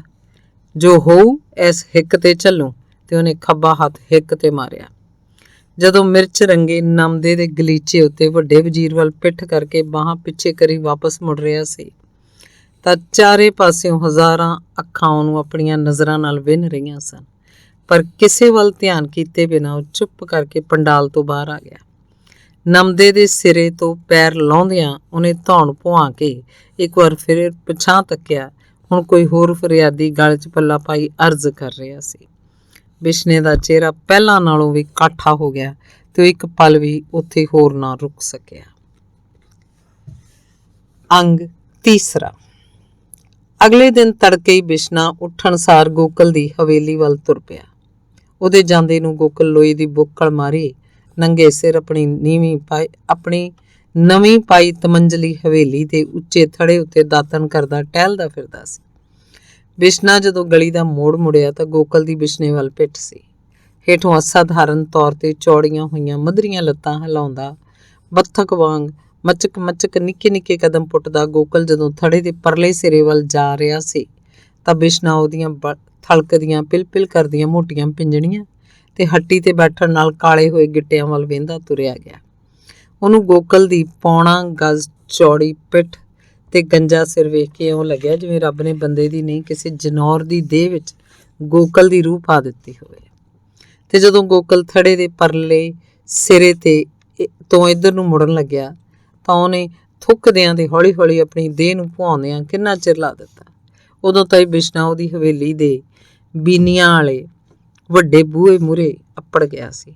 ਚੌਧਰੀਆ ਰਮ ਰਾਮ, ਬਿਸ਼ਨੇ ਨੇ ਦੂਰੋਂ ਹੀ ਗੋਕਲ ਨੂੰ ਆਖਿਆ। ਰਮ ਰਾਮ ਰਮ ਰਾਮ, ਕਾਲੀ ਕਾਲੀ ਦਾਤਨ ਚੱਬਦਿਆਂ ਗੋਕਲ ਬੋਲਿਆ। ਹੋਰ ਤਾਂ ਤਕੜਾ ਹੈ ਬਿਸ਼ਨ ਸਿਆਂ, ਤੁਹਾਡੀ ਮਿਹਰਬਾਨੀ ਚਾਹੀਦੀ ਆ, ਤਕੜੇ ਛੱਡ ਘੋੜੇ ਵਰਗੇ ਆ। ਬਿਸ਼ਨੇ ਦੇ ਨਕਸ਼ਾਂ ਉੱਤੇ ਪਾਣ ਦੇ ਕੇ ਰੱਖੇ ਲੋਹੇ ਵਰਗੀ ਭਾਅ ਸੀ ਤੇ ਬੋਲ ਵਿੱਚ ਕੁਰਖਤ ਵਿਅੰਗ। ਗੋਕਲ ਉਹਦਾ ਰੌਂ ਤਾੜ ਕੇ ਖਿਸਿਆਨਿਆ ਜਾਂ ਮੂੰਹ ਬਣਾਉਂਦਿਆਂ ਹੱਸਿਆ ਤੇ ਥੁੱਕਣ ਦੇ ਬਹਾਨੇ ਮੂੰਹ ਪਾਸੇ ਕਰਕੇ ਬੋਲਿਆ, ਮਿਹਰਬਾਨੀ ਪਰਮਾਤਮਾ ਦੀ, ਭਗਵਾਨ ਦੀ, ਬੰਦਾ ਕੌਣ ਵਿਚਾਰਾ। ਜਦੋਂ ਚੌਧਰੀਆ ਬੰਦੇ ਭੁੱਛਰ ਜਾਣ ਭਗਵਾਨ ਵੀ ਡਰ ਜਾਂਦਾ। ਗੋਕਾ ਵੇਖ ਲੈ ਕਿੱਡਾ ਸਾਊ ਪਸ਼ੂ ਹੁੰਦਾ, ਪਰ ਜਦੋਂ ਭੁੱਛਰ ਜਾਂਦਾ ਤਾਂ ਪ੍ਰੇਤ ਬਣ ਤੁਰਦਾ ਹੈ ਕਿ ਨਹੀਂ। ਬਿਸ਼ਨੇ ਦੇ ਹੋਠਾਂ ਉੱਤੇ ਮੁਸਕਾਨ ਦੇ ਨਾਲ ਅੱਖਾਂ 'ਚ ਏਡੀ ਕੁੜੱਤਣ ਅਜੀਬ ਗੱਲ ਸੀ। ਗੋਕਲ ਨੇ ਕਿਸੇ ਮੁਸਕਰਾਉਂਦੇ ਬੰਦੇ ਦੀਆਂ ਅੱਖਾਂ 'ਚ ਇੰਝ ਕੁੜੱਤਣ ਨਹੀਂ ਸੀ ਵੇਖੀ। ਉਹਦੀਆਂ ਆਪਣੀਆਂ ਗੱਲਾਂ ਦੇ ਫੁੱਲੇ ਮਾਸ 'ਚ ਡੂੰਘੀਆਂ ਧਸੀਆਂ ਅੱਖਾਂ ਬਿੰਦ ਦਾ ਬਿੰਦ ਬਿਲਕੁਲ ਦਿਸਣੋਂ ਹਟ ਗਈਆਂ ਤੇ ਹੋਰ ਪਲ ਭਰ ਵੀ ਉਹ ਬਿਸ਼ਨੇ ਵੱਲ ਨਾ ਝਾਕ ਸਕਿਆ, ਨਾ ਹੀ ਬਿਸ਼ਨੇ ਦੀ ਗੱਲ ਦਾ ਹੁੰਗਾਰਾ ਭਰ ਸਕਿਆ। ਬਸ ਫਿੱਸੜ ਜੀ ਹਾਸੀ ਨਾਲ ਉਹਦੀ ਠੋਡੀ ਹੇਠ ਲਮਕਦਾ ਦੂਰੀ ਤੀਰੀ ਧੌਣ ਦਾ ਮੱਝ ਵਰਗਾ ਬਰੜ ਮਾਸ ਥਲਕਣ ਲੱਗ ਪਿਆ ਸੀ। ਚੌਧਰੀਆ, ਸਾਡਾ ਸੰਦ ਸੰਦੇੜਾ ਮਿਲੂ ਕਿ ਬਸ ਛਕਾ ਲਿਆ? ਬਿਸ਼ਨੇ ਨੇ ਬਿੰਦ ਕੁ ਹੋਰ ਗੋਕਲ ਵੱਲ ਤਾੜਨ ਮਗਰੋਂ ਪੁੱਛਿਆ। ਬਿਸ਼ਨੇ ਦਾ ਸਾਰਾ ਸਮਾਨ ਸਰਕਾਰੀ ਤੌਰ ਤੇ ਗੋਕਲ ਦੇ ਹਵਾਲੇ ਕਰ ਦਿੱਤਾ ਗਿਆ ਸੀ। ਕਿਹੜਾ ਸੰਦ ਸੰਦੇੜਾ? ਕਿਹੜਾ ਸੰਦ ਸੰਦੇੜਾ? ਇਹ ਸ਼ਬਦ ਦੁਹਰਾਉਂਦਿਆਂ ਬਿਸ਼ਨੇ ਦੇ ਚਿਹਰੇ ਉੱਤੇ ਘਿਰਨਾਂ ਦਾ ਪ੍ਰਭਾਵ ਪ੍ਰਤੱਖ ਦਿਸ ਰਿਹਾ ਸੀ। ਮੈਨੂੰ ਤੇਰੀ ਗੱਲ ਸਮਝ ਨਹੀਂ ਆਈ ਕਾਰੀਗਰਾ। ਐਂ ਸਾਡੀਆਂ ਗੱਲਾਂ ਕਾਹਨੂੰ ਤੁਹਾਡੀ ਸਮਝ ਆਉਂਦੀਆਂ ਸੇਠਾ? ਬਿਸ਼ਨੇ ਨੇ ਕਿਹਾ। ਮੈਂ ਇੱਥੇ ਭੁੰਜੇ ਖੜੋਤਾ ਮਣ ਮਿੱਟ 'ਚ ਤੇ ਤੂੰ ਖੜੋਤਾ ਪੱਕੇ ਥੜੇ ਤੇ ਆਪਦੀ ਤਮੰਜਲੀ ਹਵੇਲੀ ਮੂਹਰੇ। ਮੇਰੀ ਗੱਲ ਤੇਰੀ ਸਮਝ 'ਚ ਆਊ ਕਿਵੇਂ? ਮੁਸ਼ਕਲ ਹੈ। ਖੇਸ ਦੀ ਬੁੱਕਲ ਮਾਰੀ, ਪਿੱਠ ਪਿੱਛੇ ਹੱਥ ਕਰੀ ਤੇ ਖੁੱਚਾਂ ਤਾਈਂ ਉੱਚੀ ਖੱਦਰ ਦੀ ਧੋਤੀ ਬੰਨੀ ਉੱਚੇ ਥੜੇ ਦੇ ਸਾਹਮਣੇ ਇੰਝ ਖੜੋਤਾ ਬਿਸ਼ਨਾ ਇੱਕ ਵਾਰੀ ਤਾਂ ਗੋਕਲ ਨੂੰ ਕੱਲ ਦਰਬਾਰ 'ਚ ਖੜੋਤੇ ਫਰਿਆਦੀਆਂ ਵਰਗਾ ਹੀ ਲੱਗਿਆ। ਪਰ ਜਦੋਂ ਉਹਦੀਆਂ ਵੱਡੇ ਵਜ਼ੀਰ ਨੂੰ ਆਖੀਆਂ ਗੱਲਾਂ ਦਾ ਚੇਤਾ ਆਇਆ ਤਾਂ ਉਹ ਕੱਚੀ ਜੀ ਮੁਸਕਰਾਹਟ ਆਪਣੀ ਕਨਾਲੀ ਦੇ ਕੰਢਿਆਂ ਵਰਗੀ ਹੋਠਾਂ ਨੂੰ ਮਰੋੜਦਿਆਂ ਥਿੜਕਵੀਂ ਆਵਾਜ਼ 'ਚ ਬੋਲਿਆ, ਹਵੇਲੀ ਤੇਰੀ ਮੇਰੀ ਕੋਈ ਦੋ ਹੈ ਮਿਸਤਰੀਆ। ਹੀ ਭਲਾ ਆਦਮੀ ਕੀ ਗੱਲਾਂ ਕਰਦਾ? ਕੀ ਗੱਲਾਂ ਕਰਦਾ ਹੈ? ਠੀਕ ਹੈ, ਬਿਸ਼ਨੇ ਨੇ ਸਿਰ ਹਿਲਾਇਆ। ਚੱਲ ਫਿਰ ਇਹਦੇ 'ਚ ਚੌਥਾ ਕੀ ਹਿੱਸਾ ਮੇਰੇ ਨਾਂ ਹੀ ਲਵਾ ਦੇ। ਜੇ ਤੇਰੀ ਮੇਰੀ ਦੋ ਨਹੀਂ ਤਾਂ ਲਵਾ ਲੈ ਜਦੋਂ ਮਰਜੀ। ਇਹ ਵੀ ਕੋਈ ਗੱਲ ਹੋਈ ਭਲਾ? ਹੀ ਗੋਕਲ ਫੇਰ ਪਹਿਲਾਂ ਵਾਂਗ ਹੀ ਹੱਸਿਆ। ਬਿਸ਼ਨੇ ਨੂੰ ਇੰਜ ਹੱਸਦਾ ਬਹੁਤ ਭੈੜਾ ਲੱਗਿਆ ਤੇ ਉਹਦਾ ਹੋਰ ਕੋਈ ਵਾਧੂ ਗੱਲ ਕਰਨ ਲਈ ਜੀ ਨਾ ਕੀਤਾ। ਚੱਲ ਛੱਡ ਪਕਾਈ, ਕਰੜੇ ਗੰਭੀਰ ਬੋਲ ਨਾਲ ਉਹਨੇ ਆਖਿਆ। ਸਾਡਾ ਸਮਾਨ ਦੱਸ ਕਿੱਥੇ ਰੱਖਿਆ? ਮੈਂ ਲਿਜਾਣਾ। ਸਮਾਨ? ਗੋਕਲ ਦੀਆਂ ਤੇੜਾਂ ਵਰਗੀਆਂ ਅੱਖਾਂ ਨੇ ਇੱਕਦਮ ਮੌਕਾ ਤਾੜਿਆ ਤੇ ਉਹ ਲਮਕਵੀਂ ਆਵਾਜ਼ ਨਾਲ ਬੋਲਿਆ, ਸਮਾਨ ਤੁਹਾਡਾ ਕੁਛ ਤਾਂ ਆਪਣੇ ਨਹੂਰੇ 'ਚ ਰਖਾਇਆ ਸੀ, ਕੁਛ ਠੋਲੋ ਕੇ ਘਰੇ ਹੈ ਤੇ ਤੂੰ ਆਪਦੇ ਨਹੁਰੇ ਵਾਲਾ ਮੈਨੂੰ ਚਕਾ, ਬਾਕੀ ਆਪੇ ਦੇਖੀ ਜਾਓ। ਹਲਾ ਗੋਕਲ ਬਿੰਦ ਕੋ ਦਾਤਨ ਚੱਬਣ ਦੇ ਬਹਾਨੇ ਚੁੱਪ ਰਹਿ ਕੇ ਬੋਲਿਆ, ਪਰ ਕਾਗਜ਼ੀ ਕਾਰਵਾਈ ਤਾਂ ਕਾਰੀਗਰਾ, ਉਹ ਤਾਂ ਤੂੰ ਸਿਆਣਾ, ਤੂੰ ਚੁੱਪ ਕਰਕੇ ਸਮਾਨ ਚਕਾ। ਬਿਸ਼ਨੇ ਦੇ ਬੋਲ ਵਿੱਚ ਲੋਹੜੇ ਦੀ ਕੁਰਖਤੀ ਤੇ ਸਥਿਰਤਾ ਸੀ। ਜਿਹੜੀ ਕਾਗਜ਼ੀ ਕਾਰਵਾਈ ਕਰਨੀ ਹੈ ਉਹ ਆਪੇ ਕਰਦਾ ਰਹੀ, ਅਸੀਂ ਮੰਡੀ ਨਹੀਂ ਛੱਡ ਚਲੇ ਤੇ ਤੂੰ ਮੈਨੂੰ ਤੇ ਮੈਂ ਤੈਨੂੰ ਪਿਓ ਦਾਦਿਆਂ ਤੋਂ ਜਾਣਦੇ ਹਾਂ, ਸਮਝਿਆ? ਨਹੀਂ, ਗੋਕਲ ਨੇ ਤੀਵੀਆਂ ਵਰਗੀ ਬਰੀਕ ਤੇ ਮਰਨਾਊ ਆਵਾਜ਼ ਕੱਢਦਿਆਂ ਕਿਹਾ, ਐਸੀ ਤਾਂ ਕੋਈ ਬਾਤ ਨਹੀਂ, ਘਰ ਦੀ ਗੱਲ ਤਾਂ ਹੈ। ਖੈਰ ਤੂੰ ਠਹਿਰ, ਮੈਂ ਮੁੰਡੇ ਨੂੰ ਕੁੰਜੀ ਪੁੱਛਦਾ। ਗੋਕਲ ਬੋਲਦਾ ਬੋਲਦਾ ਆਪਣੀ ਭਾਰੀ ਦੇਹ ਨੂੰ ਘਟੱਬੇ ਵਿੰਗੇ ਪੈਰਾਂ ਉੱਤੇ ਬੋਚਦਾ, ਗੋਡਿਆਂ ਤੇ ਹੱਥ ਰੱਖ ਕੇ ਥੜੇ ਉੱਤੇ ਬਣੀਆਂ 3 ਲਾਲ ਇੱਟਾਂ ਦੀਆਂ ਥੜੀਆਂ ਚੜ੍ਹਨ ਲੱਗ ਪਿਆ। ਜਦੋਂ ਤੀਜੀ ਥੜੀ ਉੱਤੇ ਜਾ ਕੇ ਹਵੇਲੀ ਦੇ ਬੀਨੀਆਂ ਵਾਲੇ ਵੱਡੇ ਬੂਹੇ ਦੀ ਭਾਰੀ ਦੇਹਲੀ ਟੱਪਣ ਲੱਗਿਆ ਤਾਂ ਬੜੀ ਔਖ ਨਾਲ ਟੇਢਾ ਜਿਹਾ ਹੋ ਕੇ ਸੱਜੇ ਪਾਸੇ ਥੰਮ ਨੂੰ ਹੱਥ ਪਾਉਂਦਾ ਇਉਂ ਪਿਛਾਂ ਨੂੰ ਭੰਵਿਆ ਜਿਵੇਂ ਮੁੜ ਕੇ ਬਿਸ਼ਨੇ ਵੱਲ ਵੇਖਣਾ ਚਾਹੁੰਦਾ ਹੋਵੇ, ਪਰ ਪਤਾ ਨਹੀਂ ਉਹਦੀ ਧੌਣ ਨਾ ਮੁੜ ਸਕੀ ਜਾਂ ਜਾਣ ਬੁੱਝ ਕੇ ਪੂਰਾ ਨਾ ਭੰਵਿਆ। ਫਿਰ ਉਵੇਂ ਸਿੱਧਾ ਹੋ ਕੇ ਦੂਰ ਤਾਈਂ ਗੋਲ ਰੰਗੀਲੇ ਥੰਮਾਂ ਵਾਲੇ ਬਰਾਂਡੇ 'ਚੋਂ ਦੀ ਤੁਰਦਾ ਸੱਜੇ ਪਾਸੇ ਮੁੜ ਗਿਆ। ਬਿਸ਼ਨਾ ਉੱਥੇ ਖੜੋਤਾ ਨਵੀਂ ਬਣੀ ਹਵੇਲੀ ਨੂੰ ਹੇਠੋਂ ਤਾਈਂ ਜਾਚਦਾ ਰਿਹਾ। ਹੇਠ ਬੀਨੀਆਂ ਵਾਲੇ ਚੌੜੇ ਬੂਹੇ ਦੇ ਦੋਹੀਂ ਪਾਸੇ ਨਵੇਂ ਫੈਸ਼ਨ ਦੇ ਕਈ ਬੂਹੇ ਬਾਰੀਆਂ ਸਨ। ਬੂਹਿਆਂ ਨੂੰ ਅੰਦਰ ਅੰਗਰੇਜ਼ੀ ਜੋੜੀਆਂ ਲਾ ਕੇ ਬਾਹਰ ਦੂਰੇ ਜਾਲੀਦਾਰ ਪੱਲੇ ਲਾਏ ਹੋਏ ਸਨ। ਹਵੇਲੀ ਦੇ ਚੌਂ ਪਾਸੇ ਨਿਰੇ ਨਿੱਕੇ ਵੱਡੇ ਥੰਮ ਇਹਨਾਂ ਬੂਹਿਆਂ ਦੇ ਬਾਰੀਆਂ ਦੇ ਸੰਨ ਵਿੱਚ ਸਨ ਤੇ ਇਹਨਾਂ ਦੇ ਉਤਲੇ ਸਿਰਿਆਂ ਉੱਤੇ ਸ਼ੇਰ, ਬਘੇਰੇ ਤੇ ਹਿਰਨਾਂ ਦੇ ਸਿਰ ਬਣੇ ਹੋਏ ਸਨ। ਇਹਨਾਂ ਦੇ ਸਿਰੇ ਚੁਬਾਰਿਆਂ ਮੂਹਰੇ ਬਣੇ ਛੱਜਿਆਂ ਦੀਆਂ ਛੱਤਾਂ ਦੀਆਂ ਟੱਕੀਆਂ ਸਿਲਾਂ ਨਾਲ ਜਾ ਲੱਗੇ ਹੋਏ। ਚੁਬਾਰਿਆਂ ਦੇ ਛੱਜਿਆਂ ਉੱਤੇ ਲੱਕੜ ਦਾ ਬੜਾ ਬਰੀਕ ਕੰਮ ਹੋਇਆ ਸੀ। ਬਿਸ਼ਨੇ ਨੂੰ ਇਹ ਆਸੂ ਦੀ ਕਾਰੀਗਰੀ ਲੱਗਿਆ। ਏਡਾ ਸੋਹਣਾ ਕੰਮ ਆਸੂ ਤੋਂ ਬਿਨਾਂ ਇਸ ਸਾਰੇ ਇਲਾਕੇ 'ਚ ਕੋਈ ਨਹੀਂ ਸੀ ਕਰ ਸਕਦਾ। ਬਿਸ਼ਨਾ ਹੇਠੋਂ ਤਾਈਂ ਤੀਜੀ ਮੰਜ਼ਿਲ ਵੱਲ ਝਾਕਦਾ ਰਿਹਾ। ਸਿਖਰਲੀਆਂ ਮਮਟੀਆਂ ਵੱਲ ਵੇਂਦਿਆਂ ਪੱਗ ਲੈਂਦੀ ਸੀ। ਉਹ ਆਪਣੇ ਜਾਤ ਭਾਈਆਂ ਦੀ ਕਾਰੀਗਰੀ ਦੇ ਸਦਕੇ ਜਾਂਦਿਆਂ ਬਿੰਦ ਕੁ ਪਹਿਲਾਂ ਗੋਕਲ ਨਾਲ ਹੋਈਆਂ ਗੱਲਾਂ ਦੀ ਤਲਖੀ ਭੁੱਲ ਕੇ ਆਪਣੇ ਧਿਆਨ 'ਚ ਹੀ ਮਗਨ ਕਦੇ ਚੁਬਾਰਿਆਂ ਵੱਲ ਵੇਖਦਾ ਸੀ, ਕਦੇ ਹੇਠਲੀ ਮੰਜ਼ਿਲ ਵੱਲ। ਤਾਇਆ, ਆ ਚੱਲੀਏ ਨੌਰੇ 'ਚ। ਗੋਕਲ ਦੇ ਸਾਰਿਆਂ ਤੋਂ ਛੋਟੇ ਮੁੰਡੇ ਨੇ ਹੱਥ 'ਚ ਕੁੰਜੀ ਫੜੀ ਆਉਂਦਿਆਂ ਬੁਲਾ ਕੇ ਉਹਦਾ ਧਿਆਨ ਭੰਗ ਕਰ ਦਿੱਤਾ। ਬਿਸ਼ਨਾ ਇੱਕ ਵਾਰੀ ਹਵੇਲੀ ਦੇ ਅੰਦਰ ਝਾਤ ਮਾਰ ਕੇ ਮੁੰਡੇ ਦੇ ਮਗਰ ਤੁਰ ਪਿਆ। ਮਸਾਂ 13-14 ਵਰਿਆਂ ਦਾ ਮੁੰਡਾ ਬਿਸ਼ਨੇ ਨੇ ਛੋਟਾ ਗੋਕਲ ਜਾਪਿਆ। ਗੋਕਲ ਵਰਗਾ ਹੀ ਉਹਦਾ ਥਲਕਵਾਂ ਮੋਟਾ ਸਰੀਰ ਤੇ ਮਧਰਾ ਕੱਦ ਸੀ। ਨਵਾਂ ਕੋਟ, ਲੱਠੇ ਦਾ ਪਜਾਮਾ ਤੇ ਬੂਟਾਂ ਕਰਕੇ ਉਹ ਗੋਕਲ ਨਾਲੋਂ ਕੁਝ ਵੱਖਰਾ ਵੀ ਲੱਗਦਾ ਸੀ। ਤੂੰ ਮੈਨੂੰ ਤਾਇਆ ਆਖਿਆ ਸੀ ਓਏ? ਬਿਸ਼ਨੇ ਨੇ ਮੁਸਕਰਾ ਕੇ ਉਹਦੇ ਮਗਰ ਤੁਰਿਆ ਜਾਂਦਿਆਂ ਕਿਹਾ। ਮੁੰਡੇ ਨੇ ਪਿਛਾਂ ਸਿਰ ਭੁਆਂ ਕੇ ਆਖਿਆ। ਤੈਨੂੰ ਪਤਾ ਗੋਕਲ ਮੈਥੋਂ 3 ਸਾਲ ਵੱਡਾ ਹੈ। ਨਾ ਚਾਚਾ ਨਾ ਤਾਇਆ। ਕੀ ਹੋਇਆ? ਕੁਜੱਤੇ। ਮੁੰਡੇ ਨੇ ਭਵੱਤਰ ਕੇ ਫੇਰ ਬਿਸ਼ਨੇ ਵੱਲ ਵੇਖਿਆ ਤੇ ਉਹਨੂੰ ਮੁਸਕਰਾਉਂਦਿਆਂ ਵੇਖ ਕੇ ਉਹ ਵੀ ਉਂਝ ਹੀ ਮੁਸਕਰਾ ਪਿਆ। ਮੈਂ ਤੇਰਾ ਚਾਚਾ ਲੱਗਦਾ, ਆ ਗਈ ਸਮਝ ਕੇ ਨਹੀਂ? ਮੁੰਡੇ ਨੇ ਸਿਰ ਹਿਲਾਇਆ। ਉਹਦੇ ਕਣਕ ਬੰਨੇ ਭਾਰੇ ਮੂੰਹ ਤੇ ਉਪਰੀ ਜੀ ਚਮਕਾਈ ਤੇ ਭਾਰੀਆਂ ਪੋਲੀਆਂ ਗੱਲਾਂ ਇਉਂ ਲਿਸ਼ਕੀਆਂ ਜਿਵੇਂ ਮੱਖਣੀ ਨਾਲ ਚੋਪੜੀਆਂ ਹੁਣ। ਤੇਰੀ ਮਾਂ ਕੀ ਕਰਦੀ ਹੁੰਦੀ ਹੈ ਓਏ? ਮੰਜੇ ਤੇ ਪਈ ਰਹਿੰਦੀ ਹੈ, ਹੌਲੀ ਜੀ ਮੁੰਡਾ ਬੋਲਿਆ। ਕਿਉਂ, ਬਿਮਾਰ? ਨਹੀਂ, ਉਹੀ। ਤਾਂ ਫਿਰ ਲੇਵਾ ਭਾਰਾ ਹੋਇਆ ਹੋਣਾ ਜਿਹੜਾ ਉੱਠਿਆ ਨਹੀਂ ਜਾਂਦਾ। ਕਹਿੰਦਿਆਂ ਜਦੋਂ ਬਿਸ਼ਨਾ ਗੁੱਜਾ ਜਿਹਾ ਹੱਸਿਆ ਤਾਂ ਮੁੰਡੇ ਦਾ ਮੂੰਹ ਸੰਗ ਨਾਲ ਲਾਲ ਸੂਹਾ ਹੋ ਗਿਆ। ਫਿਰ ਬਿਸ਼ਨਾ ਉਹਨੂੰ ਨਹੁਰੇ ਤਾਈਂ ਨਿੱਕੇ ਨਿੱਕੇ ਮਖੌਲ ਕਰਦਾ ਆਇਆ, ਪਰ ਮੁੰਡੇ ਨੇ ਕੋਈ ਜਵਾਬ ਨਾ ਦਿੱਤਾ। ਅੰਗ ਚੌਥਾ। 2 ਦਿਨ ਹੋਰ ਬਿਸ਼ਨਾ ਦਿਆਕੁਰ ਤੇ ਬੁੱਧਾ ਹਾਤੇ ਨੂੰ ਸਵਾਰਨ 'ਚ ਲੱਗੇ ਰਹੇ। ਗਲੀਆਂ ਵਾਲੀਆਂ 2 ਢੱਠੀਆਂ ਕੰਧਾਂ ਵੀ ਉਹਨਾਂ ਨੇ ਮੁੜ ਉਸਾਰ ਲਈਆਂ। ਛਿਪਦੇ ਵੱਲ ਦੀ ਸਾਹਮਣੀ ਕੰਧ ਬੰਦੇ ਜਿੱਡੀ ਤੇ ਪਹਾੜ ਵੱਲ ਦੀ ਕਿਤੋਂ ਲੱਕ ਤੇ ਕਿਤੋਂ ਮੋਢੇ ਉੱਚੀ ਕਰ ਲਈ।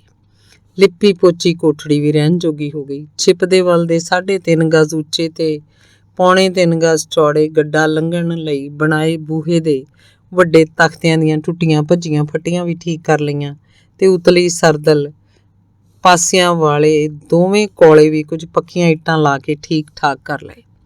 ਜਦੋਂ ਤਿੰਨੇ ਇਸ ਉਜਾੜ ਪਏ ਹਾਤੇ ਨੂੰ ਵਸਣ ਜੋਗਾ ਬਣਾ ਰਹੇ ਸਨ ਤਾਂ ਉਹਨਾਂ ਨੂੰ ਇਹਦਾ ਉੱਕਾ ਕੋਈ ਧਿਆਨ ਨਹੀਂ ਸੀ ਕਿ ਸਾਰੀ ਮੰਡੀ 'ਚ ਅੱਜ ਕੱਲ੍ਹ ਉਹਨਾਂ ਦੀਆਂ ਜਿਵੇਂ ਵਾਰਾਂ ਤੁਰੀਆਂ ਹੋਈਆਂ ਸਨ। ਅਸਚਰਜਤਾ ਨਾਲ ਲੋਕ ਬਿਸ਼ਨੇ ਦੇ ਬਾਹਰਲੇ ਘਰ ਦਾ ਪੁਲਿਸ ਰਾਹੀਂ ਕਬਜ਼ਾ ਲੈਣ ਦੀਆਂ, ਦਰਬਾਰ 'ਚ ਵੱਡੇ ਵਜ਼ੀਰ ਮੂਹਰੇ ਬੋਲਣ ਦੀਆਂ ਤੇ 3-4 ਦਿਨਾਂ ਵਿੱਚ ਹੀ ਵਰਿਆਂ ਦੇ ਉਜਾੜ ਪਏ ਹਾਤੇ ਦਾ ਘਰ ਬਣਾ ਕੇ ਵਸਾ ਲੈਣ ਦੀਆਂ ਹੀ ਗੱਲਾਂ ਕਰ ਰਹੇ ਸਨ। ਕਈ ਤੀਵੀਆਂ ਤਾਂ ਇਹ ਵੀ ਆਖਦੀਆਂ ਸੀ ਕਿ ਬਿਸ਼ਨੇ ਤੇ ਦਿਆਕੁਰ ਨੇ ਭੂਤਾਂ ਵਸ ਕੀਤੀਆਂ ਹੋਈਆਂ ਸਨ। ਆਹ ਤਾਂ ਬਾਈ ਸੱਚੀ ਭਗਤੇ ਵਾਲੇ ਭੂਤਾਂ ਦੇ ਖੂਹ ਸਾਰਨ ਵਾਲੀ ਗੱਲ ਹੀ ਹੋ ਗਈ। ਆਥਣੇ ਕੰਮ ਨਿਬੇੜ ਕੇ ਬੁੱਧੇ ਨੇ ਕੰਧਾਂ ਵੱਲ ਨਿਗਾਹ ਮਾਰਦਿਆਂ ਆਖਿਆ, ਆਪਾਂ ਕੋਈ ਭੂਤਾਂ ਨਾਲੋਂ ਘੱਟ ਆਂ। ਦਿਆਕੁਰ ਨੇ ਹੱਸ ਕੇ ਉਹਦਾ ਜਵਾਬ ਦਿੱਤਾ। ਬਿਸ਼ਨੇ ਨੇ ਵੀ ਜਦੋਂ ਮੂੰਹ ਹੱਥ ਧੋ ਕੇ ਪੈਰ ਪੂੰਝਦਿਆਂ ਚਾਰੇ ਪਾਸੇ ਨਿਗਾਹ ਮਾਰੀ ਤਾਂ ਉਹਨੂੰ ਆਪ ਹੈਰਾਨੀ ਹੋਈ ਕਿ ਇੰਨਾ ਕੰਮ ਇੰਨੀ ਛੇਤੀ ਕਿਵੇਂ ਨਿਬੜ ਗਿਆ ਸੀ। ਛਿਪਦੇ ਦਿਨ ਦੀ ਮੱਧਮ ਲੋਚ ਉਹਨੂੰ ਠੰਡ ਦੀ ਥਾਂ ਕੁਝ ਨਿੱਘ ਮਹਿਸੂਸ ਹੋਇਆ। ਵਿਹੜੇ ਵਿਚਾਲੇ ਗੋਕਲ ਦੇ ਨੌਰੇ ਵਿੱਚੋਂ ਲਿਆਂਦੇ ਆਸੇ-ਪਾਸੇ ਖਿਲਰੇ ਸੰਦ ਤੇ ਹੋਰ ਨਿੱਕ ਸੁੱਕ ਵਿਚਕਾਰ ਬੈਠਾ ਹੋਇਆ ਉਹ ਸੌਖਾ ਮਹਿਸੂਸ ਕਰ ਰਿਹਾ ਸੀ, ਜਿਵੇਂ ਕੋਈ ਕਈ ਵਰੇ ਪਰਦੇਸੀ ਫਿਰ ਕੇ ਘਰ ਮੁੜਿਆ ਹੋਵੇ। ਇਸ ਹਾਤੇ ਨਾਲ ਬਿਸ਼ਨੇ ਦੀ ਕੋਈ ਡੂੰਘੀ ਸਾਂਝ ਸੀ। ਜਦੋਂ ਤੋਂ ਪਿੰਡ ਛੱਡ ਕੇ ਮੰਡੀ ਆਏ ਸੀ ਉਦੋਂ ਤੋਂ ਬਾਹਰਲੇ ਘਰ ਜਾਣ ਤਾਈਂ ਇੱਥੇ ਹੀ ਰਹੇ ਸਨ। ਭਾਵੇਂ ਬਿਸ਼ਨੇ ਦਾ ਪਿਓ ਇਸ ਹਾਤੇ ਦੇ ਨਾਲ ਦੱਖਣ ਵਾਲੇ ਪਾਸੇ ਇੱਕ ਹਵੇਲੀ ਵਰਗਾ ਘਰ ਬਣਾ ਗਿਆ ਸੀ, ਜਿਸ 'ਚ 2 ਘਰਾਂ ਦੀ ਖੁੱਲੀ ਵਸੋਂ ਸੀ, ਪਰ ਬਿਸ਼ਨਾ ਤੇ ਦਿਆਕੁਰ ਬਹੁਤ ਚਿਰ ਇਸੇ ਹਾਤੇ ਵਿੱਚ ਹੀ ਰਹੇ ਸਨ। ਉਹ ਹਵੇਲੀ ਉਹਨਾਂ ਭਗਤੇ ਨੂੰ ਸੰਭਾਲ ਦਿੱਤੀ ਸੀ ਤੇ ਹਾਤੇ 'ਚ ਉਨੀ ਦਿਨ ਵੀ ਕੋਈ ਚੱਜ ਦਾ ਪੱਕਾ ਕੋਠਾ ਨਹੀਂ ਸੀ ਛੱਤਿਆ ਜਦੋਂ ਉਹਨਾਂ ਦੀ ਗੁੱਡੀ ਸਿਖਰ ਚੜ੍ਹੀ ਹੋਈ ਸੀ ਤੇ ਇਲਾਕੇ ਦੇ ਸਾਰੇ ਕਾਰੀਗਰਾਂ ਵਿੱਚੋਂ ਉਹਨਾਂ ਦਾ ਕੰਮ ਚੜ੍ਹਵਾਂ ਸੀ। ਇਸ ਕੱਚੀ ਕੋਠੜੀ ਮੂਹਰੇ ਛੱਪਰ ਪਾ ਕੇ ਉਹ ਰਹਿੰਦੇ ਰਹੇ ਸਨ ਤੇ ਇਸ ਖੁੱਲ੍ਹੇ ਥਾਂ ਸੰਨਿਆਸੀਆਂ ਵਾਂਗ ਰਹਿਣ 'ਚ ਉਹਨਾਂ ਦੋਹਾਂ ਜੀਆਂ ਨੂੰ ਆਨੰਦ ਆਉਂਦਾ ਸੀ। ਜਦੋਂ ਬਿਸ਼ਨੇ ਨੇ ਬੈਠਿਆਂ ਆਪਣੇ ਪਿਓ ਦੀ ਉਸਾਰੀ ਹਵੇਲੀ ਦੀ ਦੱਖਣ ਵਾਲੇ ਪਾਸੇ ਦੀ ਉੱਚੀ ਕੰਧ ਤੇ ਚੜ੍ਹਦੇ ਵੱਲ ਫੂਲ ਵਾਲਿਆਂ ਸੇਠਾਂ ਦੀ ਦੁਮੰਜਲੀ ਹਵੇਲੀ ਦੀ ਲੰਮੀ ਪੱਕੀ ਕੰਧ ਵੱਲ ਨਿਗਾਹ ਮਾਰੀ ਤਾਂ ਹੇਠ ਸਾਰਾ ਵਿਹੜਾ ਉਹਨੂੰ ਖਾਲੀ ਲੱਗਿਆ। ਫੂਲ ਵਾਲਿਆਂ ਦੀ ਹਵੇਲੀ ਦੀ ਕੰਧ ਜਿੱਥੇ ਆ ਕੇ ਦੱਖਣ ਵਾਲੇ ਪਾਸੇ ਦੇ ਖੂੰਜੇ ਮੁੱਕਦੀ ਸੀ, ਉੱਥੋਂ ਬੂਟੇ ਦਰਜੀ ਦੇ ਘਰ ਦੀ ਪਿੱਠ ਸ਼ੁਰੂ ਹੁੰਦੀ ਸੀ ਤੇ ਉਰੇ ਬਿਸ਼ਨੇ ਕੇ ਘਰ ਨਾਲ ਆ ਲੱਗਦੀ ਸੀ। ਇਹ ਕੱਚੀ ਕੰਧ ਮਸਾਂ 5 ਕੁ ਹੱਥ 'ਚ ਉੱਚੀ ਤੇ ਜੜ੍ਹਾਂ ਵਿੱਚੋਂ ਮੀਂਹਾਂ ਨਾਲ ਖੁਰੀ ਹੋਈ ਸੀ। ਦੋਏ ਪਾਸਿਆਂ ਦੀਆਂ 7-7, 8-8 ਗਜ ਉੱਚੀਆਂ ਕੰਧਾਂ ਦੇ ਵਿਚਕਾਰ ਇਹ ਖੱਪਾ ਬੋੜੇ ਬੰਦੇ ਦੇ ਅੱਡੇ ਹੋਏ ਮੂੰਹ ਵਾਂਗ ਲੱਗਦਾ ਸੀ। ਪਰ 10 ਵਰ੍ਹੇ ਪਹਿਲਾਂ ਜਦੋਂ ਬਿਸ਼ਨਾ ਜਗਾਦਰੀ ਤੋਂ ਟਾਹਲੀ ਦੀ ਲੱਕੜ ਦੀਆਂ ਗੱਡੀਆਂ ਭਰ ਕੇ ਲਿਆਉਂਦਾ ਤੇ ਲੰਮੇ ਮੋਟੇ ਪੋਰੇ ਧੁਰ ਕੰਧ ਤੇ ਸਿਖਰ ਤਾਈਂ ਚੁਣਵਾ ਦਿੰਦਾ ਤਾਂ ਇਹ ਬੋੜ ਭਰਿਆ ਲੱਗਦਾ ਹੁੰਦਾ। ਉਦੋਂ ਕਦੇ ਵੀ ਇਹ ਵਿਹੜਾ ਐਡਾ ਖੁੱਲ੍ਹਾ ਇੰਨਾ ਵੱਡਾ ਨਹੀਂ ਸੀ ਲੱਗਿਆ। ਵੇਲੇ ਦਾ ਮੰਗਲ ਹੈ, ਕੰਧ ਵੱਲ ਝਾਕਦਿਆਂ ਡੋਲ ਹੀ ਬਿਸ਼ਨੇ ਨੇ ਆਖਿਆ ਤੇ ਮੁਸਕਰਾ ਪਿਆ। ਬਿੰਦੁਕ ਪਿੱਛੋਂ ਜਦੋਂ ਉਹ ਤੇ ਬੁੱਧਾ ਰੋਟੀ ਖਾਣ ਬੈਠੇ ਤਾਂ ਬੁੱਧੇ ਨੇ ਚੜੀ ਗੁੱਡੀ ਵੇਲੇ ਦੀਆਂ ਪੁਰਾਣੀਆਂ ਗੱਲਾਂ ਛੇੜ ਲਈਆਂ, ਪਰ ਬਿੰਦਕ ਸੁਣ ਕੇ ਬਿਸ਼ਨੇ ਨੇ ਕਿਹਾ, ਬਸ ਹੁਣ ਰੱਬ ਕਰ, ਜੋ ਹੁੰਦਾ ਸਭ ਠੀਕ ਹੈ। ਬੁੱਧਾ ਫੇਰ ਨਹੀਂ ਬੋਲਿਆ। ਜਦੋਂ ਤਕੜੇ ਹਨੇਰੇ ਹੋਏ ਉਹ ਪਿੰਡ ਨੂੰ ਜਾਣ ਲੱਗਿਆ ਤਾਂ ਬਿਸ਼ਨੇ ਨੇ ਥਕੇਵੇਂ ਦਾ ਧਿਆਨ ਕਰਦਿਆਂ ਉਹਨੂੰ ਇੱਥੇ ਹੀ ਰਹਿਣ ਲਈ ਮਨਾ ਲਿਆ, ਪਰ ਆਪ ਰੋਟੀ ਖਾ ਕੇ ਬਾਹਰ ਨੂੰ ਤੁਰ ਗਿਆ, ਜਿਵੇਂ ਫਿਰਨ ਤੁਰਨ ਚੱਲਿਆ ਹੋਵੇ। ਹਾਤੇ ਦੇ ਪਹਾੜ ਵਾਲੇ ਪਾਸੇ ਦੀ ਗਲੀ ਦਾ ਪਿਛਾਂ ਦੂਰ ਤੱਕ ਜਾਂਦੀ ਸੀ ਤੇ ਇਹਦੇ ਦੋਹੀਂ ਪਾਸੇ ਸਰਦੇ ਪੁੱਜਦੇ ਮਹਾਜਨਾਂ ਦੇ ਘਰ ਸਨ, ਜਿਨ੍ਹਾਂ ਨੂੰ ਫੂਲ ਵਾਲੇ ਕਿਹਾ ਜਾਂਦਾ ਸੀ ਕਿਉਂਕਿ ਉਹ ਫੂਲ ਕਸਬੇ ਤੋਂ ਆ ਕੇ ਮੰਡੀ ਵਸੇ ਸੀ। ਇਹਨਾਂ ਦੇ 15-20 ਘਰਾਂ ਦੀ ਬੜੀ ਰੌਣਕ ਸੀ, ਪਰ ਵੱਡੇ ਬੂਹੇ ਅੱਗੋਂ ਦੱਖਣ ਪਹਾੜ ਵਾਲੀ ਗਲੀ 100 ਕੁ ਗਜ਼ ਅੱਗੇ ਜਾ ਕੇ ਮੁੱਕ ਜਾਂਦੀ ਸੀ ਤੇ ਇਹਦੇ ਸਿਰੇ ਉੱਤੇ ਲੋਹੇ ਦੇ ਸਰੀਆਂ ਵਾਲੇ ਖਿੜਕ ਲੱਗੇ ਹੋਏ ਸਨ। ਮੰਡੀ ਦੁਆਲੇ ਵਾਲੇ ਕੋਟ ਤੇ ਦੇ 12 ਬੂਹਿਆਂ 'ਚੋਂ ਇੱਕ ਬੂਹਾ ਸੀ। ਹਾਤੇ ਤੋਂ 10 ਕੁ ਗਜ਼ ਅਗਾਂਹ ਇਸ ਗਲੀ ਦੇ ਦੋਹੀਂ ਪਾਸੇ 2 ਹਵੇਲੀਆਂ ਤੇ ਫਾਟਕੋਂ ਰੇ ਧਨਾੜ ਬਾਣੀਆਂ ਦੇ ਕੁਝ ਨੌਰੇ ਸਲ, ਜਿਨ੍ਹਾਂ 'ਚ ਬਾਗੜੀ ਪੱਲੇਦਾਰ ਤੇ ਮਜ਼ਦੂਰ ਰਹਿੰਦੇ ਸਨ। ਫਾਟਕੋਂ ਬਾਹਰ ਟਾਹਲੀਆਂ, ਸਰੀਹਾਂ ਤੇ ਨਿੰਮਾਂ ਪਿੱਪਲਾਂ ਦਾ ਇੱਕ ਜ਼ਖੀਰਾ ਸੀ, ਜਿੱਥੇ ਹਰ ਛਿਮਾਹੀ ਪਸ਼ੂਆਂ ਦਾ ਮੇਲਾ ਲੱਗਦਾ ਹੁੰਦਾ ਸੀ। ਉਦੋਂ ਪਰੇ ਛੱਪੜ ਤੇ ਟਿੱਬੇ ਸਨ, ਜਿਨ੍ਹਾਂ ਤੋਂ ਪਾਰ ਪਿੰਡ ਦੀਆਂ ਜੂਹਾਂ ਆ ਲੱਗਦੀਆਂ ਸਨ।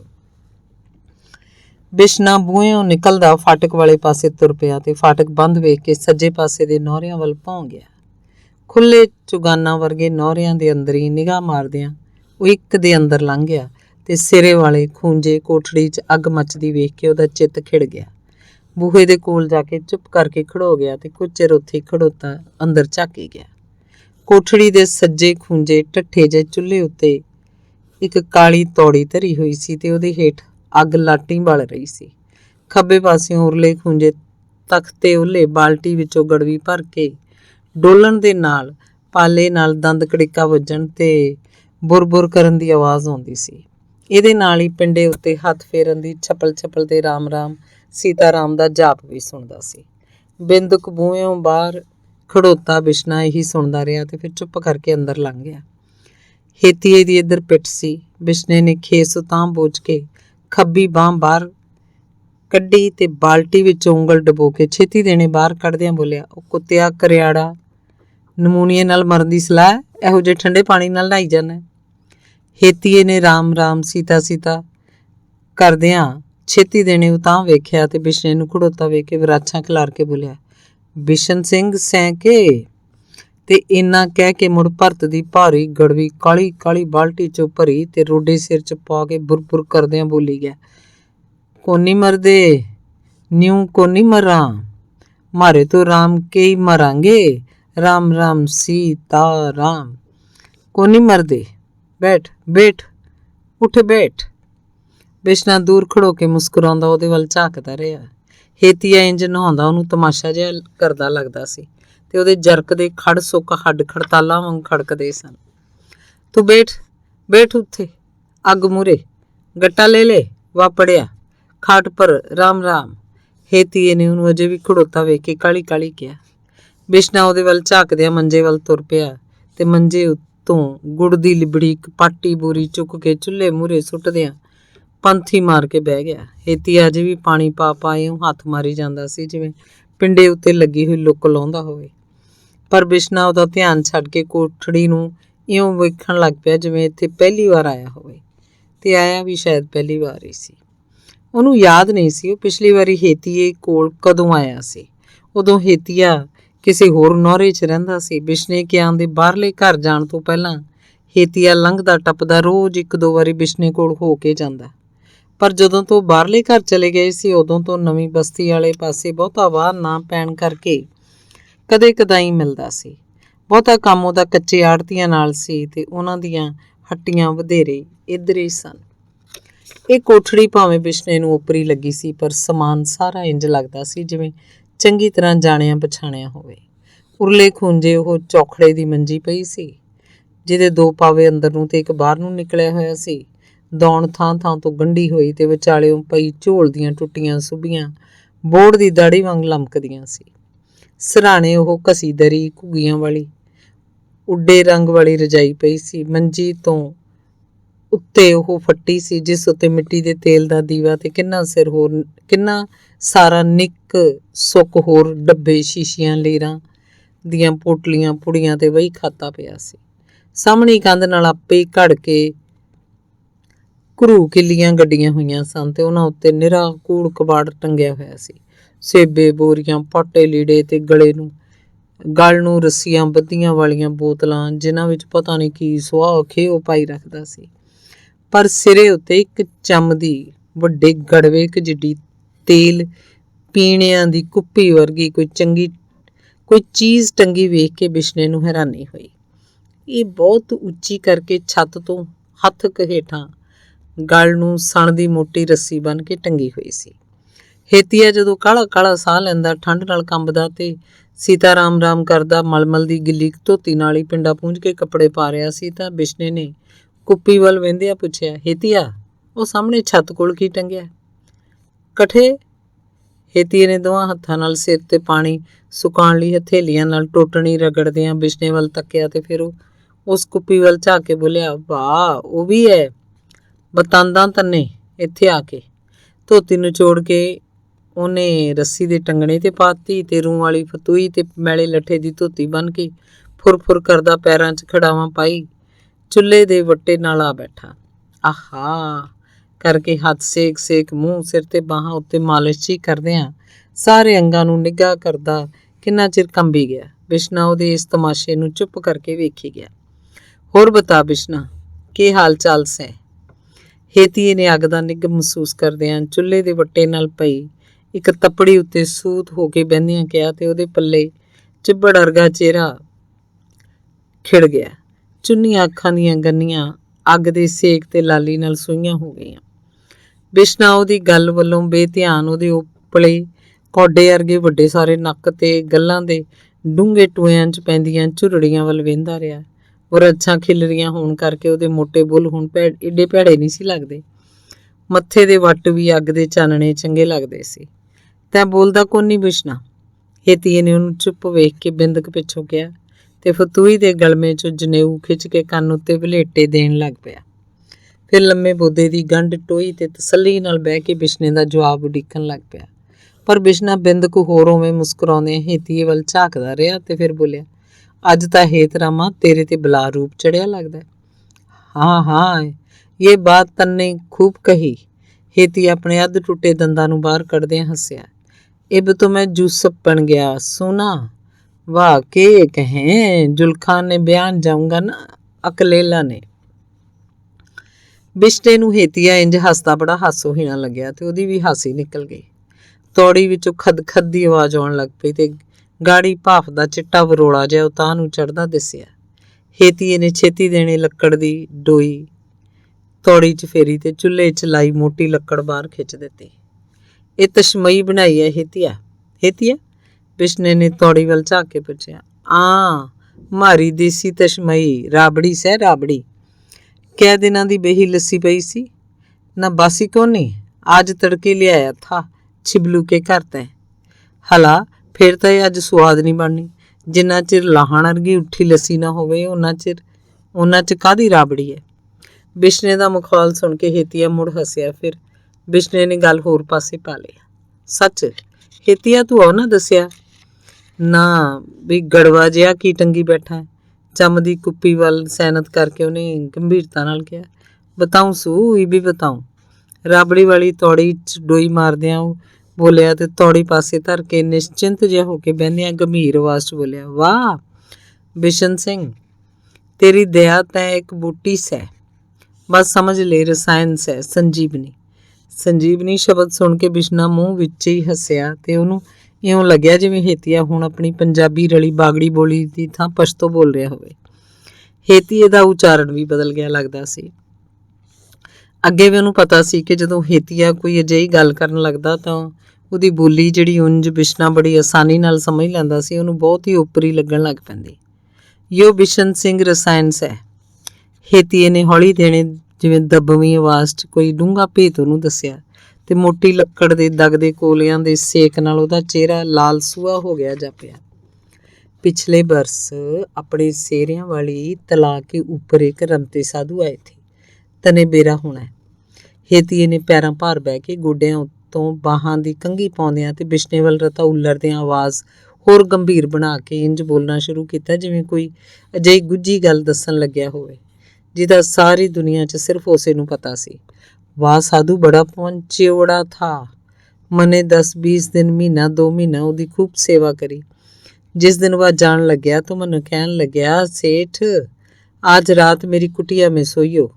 मने क्या 7 बचन महाराज तो अपना रोटी टीक कर खा के मैं कुटिया चला गया। आधी रात तक हम बातें करते रहे, ज्ञान ध्यान किया और भगवान के घर किया। फिर संत जी बोले, अच्छा बच्चा इब सो जाओ।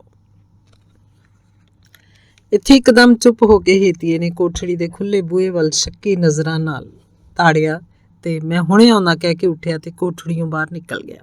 ਬਿੰਦਕ ਪਿੱਛੋਂ ਜਦੋਂ ਮੁੜਿਆ ਤਾਂ ਕੋਠੜੀ ਦਾ ਬੂਹਾ ਭੀੜਦਿਆਂ ਖੜਾਵਾਂ ਦਾ ਖੜਾ ਕੀਤੇ ਬਿਨਾਂ ਮਲਕੜੇ ਆਪਣੀ ਥਾਂ ਪਹਿਲਾਂ ਵਾਂਗ ਹੀ ਆ ਕੇ ਬਿਸ਼ਨੇ ਦੇ ਸਾਹਮਣੇ ਬਹਿ ਗਿਆ। ਫਿਰ ਪਹਿਲਾਂ ਨਾਲੋਂ ਬਹੁਤ ਧੀਮੀ ਆਵਾਜ਼ 'ਚ ਗੱਲ ਦੀ ਲੜੀ ਮੁੜ ਤੋਰ ਲਈ, ਪਰ ਹੁਣ ਉਹਦੀ ਨਿਗਾਹ ਮੁੜ ਤਿਲਕ ਕੇ ਕੋਠੜੀ ਦੇ ਭੀੜੇ ਬੂਹੇ ਵੱਲ ਜਾਣ ਲੱਗ ਪਈ ਸੀ। ਜਾਂ ਪੈਰ ਕਾ ਤੜਕਾ ਹੋਇਆ, ਉਹਨੇ ਬਿਸ਼ਨੇ ਦੀਆਂ ਅੱਖਾਂ 'ਚ ਇੱਕ ਵਾਰ ਸਿੱਧਾ ਤੱਕਦਿਆਂ ਕਿਹਾ। ਤਾਂ ਮੰਨੇ ਨਿਊ ਲੱਗਿਆ ਜੈਸੇ ਭਗਵਾਨ ਆਪ ਮੇਰੀ ਬਾਂਹ ਫੜ ਕੇ ਉਠਾਉਂਦੇ ਹੋ। ਨੂੰ ਮੇਰੀ ਬਾਂਹ ਨੇ ਝਟਕਾ ਲੱਗਿਆ। ਨੂੰ ਕਰਦਿਆਂ ਉਹਨੇ ਆਪਣੀ ਖੱਬੀ ਬਾਂਹ ਦਾ ਡੋਲਾ ਸੱਜੇ ਹੱਥ ਨਾਲ ਫੜ ਕੇ 2-3 ਵਾਰੀ ਉਤਾਂਹ ਖਿੱਚਿਆ। ਫਿਰ ਮੂੰਹ ਸਵਾਰਦਿਆਂ ਬੁੱਲਾਂ ਤੇ ਜੀਭ ਫੇਰ ਕੇ ਬੋਲਿਆ, ਮੈਂ ਭਾਈ ਰਾਮ ਰਾਮ ਜਪਦਾ ਉੱਠ ਬੈਠਿਆ। ਮੰਨੇ ਨਿਊ ਜਾਣ पढ़िया जिमें कदे का जागदा हूँ। जब मैंने ऊपर निगाह ठाई तो क्या देखूं, साक्षात कृष्ण भगवान आप खड़े से। मैंने चरना पर सिर रख दिया। उन्होंने मेरे सिर पर हाथ फेरिया और फिर मैंने कोई बेरा नहीं पट्टिया के होया। एक बार फिर चुप कर गया तो अगली गल उन्हें इन्नी सहमी जी आवाज च सुनाई कि बिश्ने ने सुनने लई खब्बे कंन तो पग तां चक के सिर टेढ़ा करदियां सिर ਉਹਦੇ ਮੂੰਹ ਵੱਲ ਝੁਕਾ लिया। तो जब बिसना मैं दिन चढ़े उठिया तो के देखूं, उठे कुछ भी नहीं, ना कुटिया ना साधु महात्मा। मन्ने आसे पासे निगाह मारी तो मेरे सिर के पास ही एक कागज पड़िया दिखा। मैंने जब खोल के पढ़िया तो उस पर रसायन का नुस्खा लिख रखा लंडिया में। नीचे लिखा, या तेरी सेवा का फल से, या अब 5 बरस में तैयार होना बिसना। इसमें 51 जड़ी बूटी तो मैंने डाल रखी है, ये भी 7100 और पढ़नी है। फिर बस भगवान की कृपा के देखिए तै देखिए की बनता है। हाँ ये बात से। हेतीए दियां चुनिया अखां च लोहड़ी दी चमक सी। बिश्ना पहला ਉਹਦੇ ਭਲੇ ਚਿਹਰੇ ਵੱਲ ਤੇ ਅੱਖਾਂ ਵੱਲ ਝਾਕਦਾ ਰਿਹਾ, ਫਿਰ ਮੁਸਕੜੀਆਂ ਹੱਸਦਿਆਂ ਉਹਨੇ ਨੀਵੀਂ ਪਾ ਲਈ। ਉਹਦੇ ਅੰਦਰੋਂ ਮੱਲੋ ਜ਼ੋਰੀ ਹਾਸੇ ਦਾ ਹੜ ਜਿਹਾ ਉੱਠ ਰਿਹਾ ਸੀ, ਪਰ ਉਹਨੂੰ ਰੋਕਣਾ ਚਾਹੁੰਦਾ ਸੀ।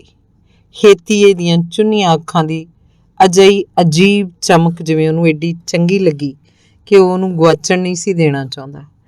ਪਰ ਜਿਉਂ-ਜਿਉਂ ਹੇਤੀਏ ਬਾਰੇ, ਉਹਦੇ ਪਿਓ ਬਾਰੇ ਪੁਰਾਣੀਆਂ ਗੱਲਾਂ ਯਾਦ ਆ ਰਹੀਆਂ ਸਨ, ਉਹਦਾ ਕਾਬੂ ਆਪਣੇ ਆਪ ਤੋਂ ਢਿੱਲਾ ਹੁੰਦਾ ਜਾਂਦਾ ਸੀ। ਹੇਤੀਆ ਅਜੇ ਵੀ ਰਸਾਇਣ ਬਾਰੇ ਕੁਝ ਬੋਲੀ ਜਾਂਦਾ ਸੀ, ਪਰ ਬਿਸ਼ਨੇ ਨੂੰ ਉਹਦੀ ਆਵਾਜ਼ ਨਹੀਂ ਸੀ ਸੁਣ ਰਹੀ। ਬਿਸ਼ਨਾ ਉਹਦੇ ਪਿਓ ਨੂੰ ਉਦੋਂ ਤੋਂ ਹੀ ਜਾਣਦਾ ਸੀ ਜਦੋਂ ਮੰਡੀ ਆ ਕੇ ਵਸੇ ਸੀ। ਆਪਣੇ ਦੇਸੋਂ ਕਾਲ ਦੇ ਦਿਨੀ ਉਹ ਪੰਜਾਬ ਵੱਲ ਆਏ ਤੇ ਨਵੀਂ ਵਸਦੀ ਮੰਡੀ ਵੇਖ ਕੇ ਇੱਥੇ ਰਹਿ ਪਏ। ਹੌਲੀ-ਹੌਲੀ ਹੇਤੀਏ ਦਾ ਪਿਓ ਤੋਲੇ ਤੋਂ ਮੁਨੀਮ ਬਣ ਗਿਆ, ਪਰ ਹੇਤੀਆ ਫਿਰ ਤੁਰ ਕੇ ਪਰਚੂਨ ਦੀ ਦਲਾਲੀ ਕਰਵਾਉਂਦਾ ਤੇ ਫਸਲਾਂ ਦੇ ਦਿਨੀ ਤੋਲੇ ਦਾ ਕੰਮ ਵੀ ਕਰਦਾ ਸੀ। ਮੁਨੀਮੀ ਉਹਨੇ ਪੜ੍ਹੀ ਨਹੀਂ ਸੀ, ਆਪਣੇ ਪਿਓ ਕੋਲੋਂ ਸਿੱਖ ਲਈ ਸੀ। ਜੇ ਲੋੜ ਪੈ ਜਾਂਦੀ ਤਾਂ ਡੰਗ ਸਾਰ ਲੈਂਦਾ ਸੀ। ਦੋਏ ਪਿਓ ਪੁੱਤ ਬਿਸ਼ਨੇ ਨੇ ਸਾਰੀ ਉਮਰ ਪਸ਼ੂਆਂ ਵਾਂਗ ਦਿਨ ਰਾਤ ਕੰਮ ਕਰਦੇ ਵੇਖੇ ਸਨ, ਪਰ ਜਦੋਂ ਉਹਨਾਂ ਦੇ ਘਰ ਜਾਂਦਾ, ਜੋ ਹਮੇਸ਼ਾ ਇਹੋ ਜਿਹੀ ਨੋਹਰੇ ਵਿੱਚ ਪਾਈ ਕੋਈ ਪਿੱਲੀਆਂ ਇੱਟਾਂ ਦੀ ਅਣਲਿੱਪੀ ਕੋਠੜੀ ਹੁੰਦੀ ਸੀ, ਤਾਂ ਦੋਏ ਜਣੇ ਜਾਂ ਬਾਜਰੇ ਦੀਆਂ ਰੋਟੀਆਂ ਪਕਾਉਂਦੇ ਹੁੰਦੇ ਜਾਂ ਰਾਬੜੀ ਰਿੰਨ੍ਹਦੇ ਹੁੰਦੇ। ਲੋਕ ਕਹਿੰਦੇ ਸੀ ਹੇਤੀਏ ਦੇ ਪਿਓ ਨੇ ਇੱਥੇ ਆ ਕੇ ਅੰਨਾ ਧਨ ਕਮਾਇਆ ਸੀ, ਪਰ ਬਿਸ਼ਨੇ ਨੂੰ ਕਦੇ ਉਸ ਅੰਨੇ ਧਨ ਦੀ ਬਾਸ ਵੀ ਨਹੀਂ ਸੀ ਆਈ। ਇੱਕ ਵਾਰ ਉਹਨੇ ਹੇਤੀਏ ਦਾ ਘਰ ਵਸਦਾ ਵੀ ਵੇਖਿਆ ਸੀ। ਉਦੋਂ ਉਹਦੀ ਉਮਰ 30 ਵਰ੍ਹਿਆਂ ਦੀ ਸੀ। ਕਿਤੋਂ ਸੜੀ ਜਿਹੀ ਬੋਰਲੇ ਵਾਲੀ ਬਾਗੜਨੀ ਉਹ ਲੈ ਆਇਆ। ਲੋਕਾਂ ਨੂੰ ਤਾਂ ਦੱਸਿਆ ਆਪਣੇ ਦੇਸੋਂ ਖਾਨਦਾਨੀ ਘਰੋਂ ਵਿਆਹ ਕੇ ਲਿਆਂਦੀ ਸੀ, ਪਰ ਬਿਸ਼ਨੇ ਕੋਲੋਂ ਕਦੇ ਅਸਲ ਗੱਲ ਨਹੀਂ ਸੀ ਲੁਕਾ ਸਕਿਆ। ਸੱਚ ਦੱਸਣਾ ਪਿਆ। ਦੱਸਿਆ 730 ਦੀ ਇਹ ਨਕਦ। ਉਹਨੂੰ ਲਿਆ ਕੇ ਹੇਤੀਏ ਨੇ ਇੱਕ ਘਰ ਕਿਰਾਏ ਤੇ ਲਿਆ ਤੇ 2 ਵਰ੍ਹੇ ਵਸਦਿਆਂ ਚ ਰਿਹਾ, ਪਰ 2 ਵਰ੍ਹੇ ਬਿਸ਼ਨਾ ਉਹਦੇ ਘਰ ਨਾ ਗਿਆ, ਸ਼ਾਇਦ ਜਾ ਨਾ ਸਕਿਆ। ਅਖੀਰ ਜਦੋਂ 2 ਵਰ੍ਹਿਆਂ ਪਿੱਛੋਂ ਮਰ ਗਈ ਤਾਂ ਬਿਸ਼ਨੇ ਨੇ ਉਹਦੇ ਸੰਸਕਾਰ ਵੇਲੇ ਹੇਤੀਏ ਦਾ ਘਰ ਵੇਖਿਆ। ਪੂਰੇ ਕਬੀਲਦਾਰ ਬੰਦੇ ਦਾ ਘਰ ਸੀ। ਉਦੋਂ ਪਿੱਛੋਂ ਕੁਝ ਚਿਰ ਬਿਸ਼ਨਾ ਫਿਰ ਹੇਤੀਏ ਦੇ ਘਰ ਨਾ ਗਿਆ। ਜਿੱਦਾਂ ਗਿਆ ਉਦੋਂ ਫਿਰ ਪਹਿਲੇ ਵਾਂਗ ਹੀ ਉਹ ਦੋਏ ਪਿਓ ਪੁੱਤ ਹਜ਼ਾਰੀ ਲਾਲ ਸੇਠ ਦੇ ਨੌਰੇ ਦੀ ਕੋਠੜੀ 'ਚ ਆਪ ਰੋਟੀਆਂ ਪਕਾ ਰਹੇ ਸਨ, ਜਿਵੇਂ ਹੇਤੀਏ ਦੇ ਵਿਆਹ ਤੋਂ ਪਹਿਲਾਂ ਸਾਰੀ ਉਮਰ ਪਕਾਉਂਦੇ ਰਹੇ ਸਨ। ਹੇਤੀਏ ਦੇ ਪਿਓ ਕੋਲ ਵੀ ਇੱਕ ਚਿੱਟੇ ਪੱਥਰ ਦੀ ਛਟਾਂਕ ਦੀ ਵੱਟੀ ਸੀ। ਉਸ ਵੱਟੀ ਬਾਰੇ ਜਾਂ ਹੇਤੀਏ ਨੂੰ ਪਤਾ ਸੀ ਜਾਂ ਬਿਸ਼ਨੇ ਨੂੰ। ਜਿਹੋ ਜਿਹੀ ਕਹਾਣੀ ਆਪਣੀ ਰਸਾਇਣ ਬਾਰੇ ਅੱਜ ਹੇਤੀਏ ਨੇ ਸੁਣਾਈ ਸੀ, ਬਿਲਕੁਲ ਇਹੋ ਜਿਹੀ ਹੈ। ਕਿੰਨੀਆਂ ਹੀ ਬਿਸ਼ਨੇ ਨੇ ਹੇਤੀਏ ਦੇ ਪਿਓ ਕੋਲੋਂ ਉਸ ਵੱਟੀ ਬਾਰੇ ਸੁਣੀਆਂ ਸੀ। 5 ਵਰ੍ਹੇ ਉਹ ਵੱਟੀ ਹੇਤੀਏ ਦੇ ਪਿਓ ਨੇ ਗਊ ਮੂਤਰ ਦੇ ਭਰੇ ਇੱਕ ਕੁੱਜੇ ਵਿੱਚ ਰੱਖੀ ਸੀ, ਜਿਸ 'ਚ ਹਰ ਤੀਜੇ ਦਿਨ ਉਹ ਨਵਾਂ ਗਊ ਮੂਤਰ ਲਿਆ ਕੇ ਪਾਉਂਦਾ। 3 ਵਰ੍ਹੇ ਗਊ ਗੋਬਰ 'ਚ ਕਈ ਜੜੀਆਂ ਬੂਟੀਆਂ ਪਾ ਕੇ ਧਰਤੀ 'ਚ ਦੱਬੀ ਵੀ ਰੱਖੀ ਸੀ। 1.25 ਵਰ੍ਹਾ ਪਿੱਪਲ ਦੀਆਂ ਜੜ੍ਹਾਂ ਵਿੱਚ ਤੇ 1.25 ਵਰ੍ਹਾ ਚੁਰਸਤੇ 'ਚ ਦੱਬੀ ਰੱਖੀ ਸੀ। ਇੰਝ ਹੀ ਹੋਰ ਪਤਾ ਨਹੀਂ ਕੀ ਕੁਝ ਉਸ ਵੱਟੀ ਨੂੰ ਉਹਨੇ ਕੀਤਾ ਸੀ। 12 ਬਰਸ ਪੂਰੇ ਹੋਣ ਪਰ ਜਿਸ ਦਿਨ ਜਾਂ ਪਾਰਸ ਬਣਿਆ तो या सारे थारी मंडी के सेठां की हवेलियां खरीद के थम दोनों के नां लवा देनियां। हेतीए वांग भेत भरी आवाज़ च ਉਹਦੇ ਪਿਓ ਨੇ ਕਈ ਵਾਰ ਅਜਿਹੀਆਂ ਗੱਲਾਂ ਬਿਸ਼ਨੇ ਨੂੰ ਕਹੀਆਂ ਸੀ, ਤੇ ਉਦੋਂ ਇੰਝ ਹੀ ਹੇਤੀਏ ਦੀਆਂ ਅੱਖਾਂ ਵਰਗੀ ਚਮਕ ਉਹਦੇ ਪਿਓ ਦੀਆਂ ਅੱਖਾਂ 'ਚ ਦਿਸਦੀ ਹੁੰਦੀ ਸੀ।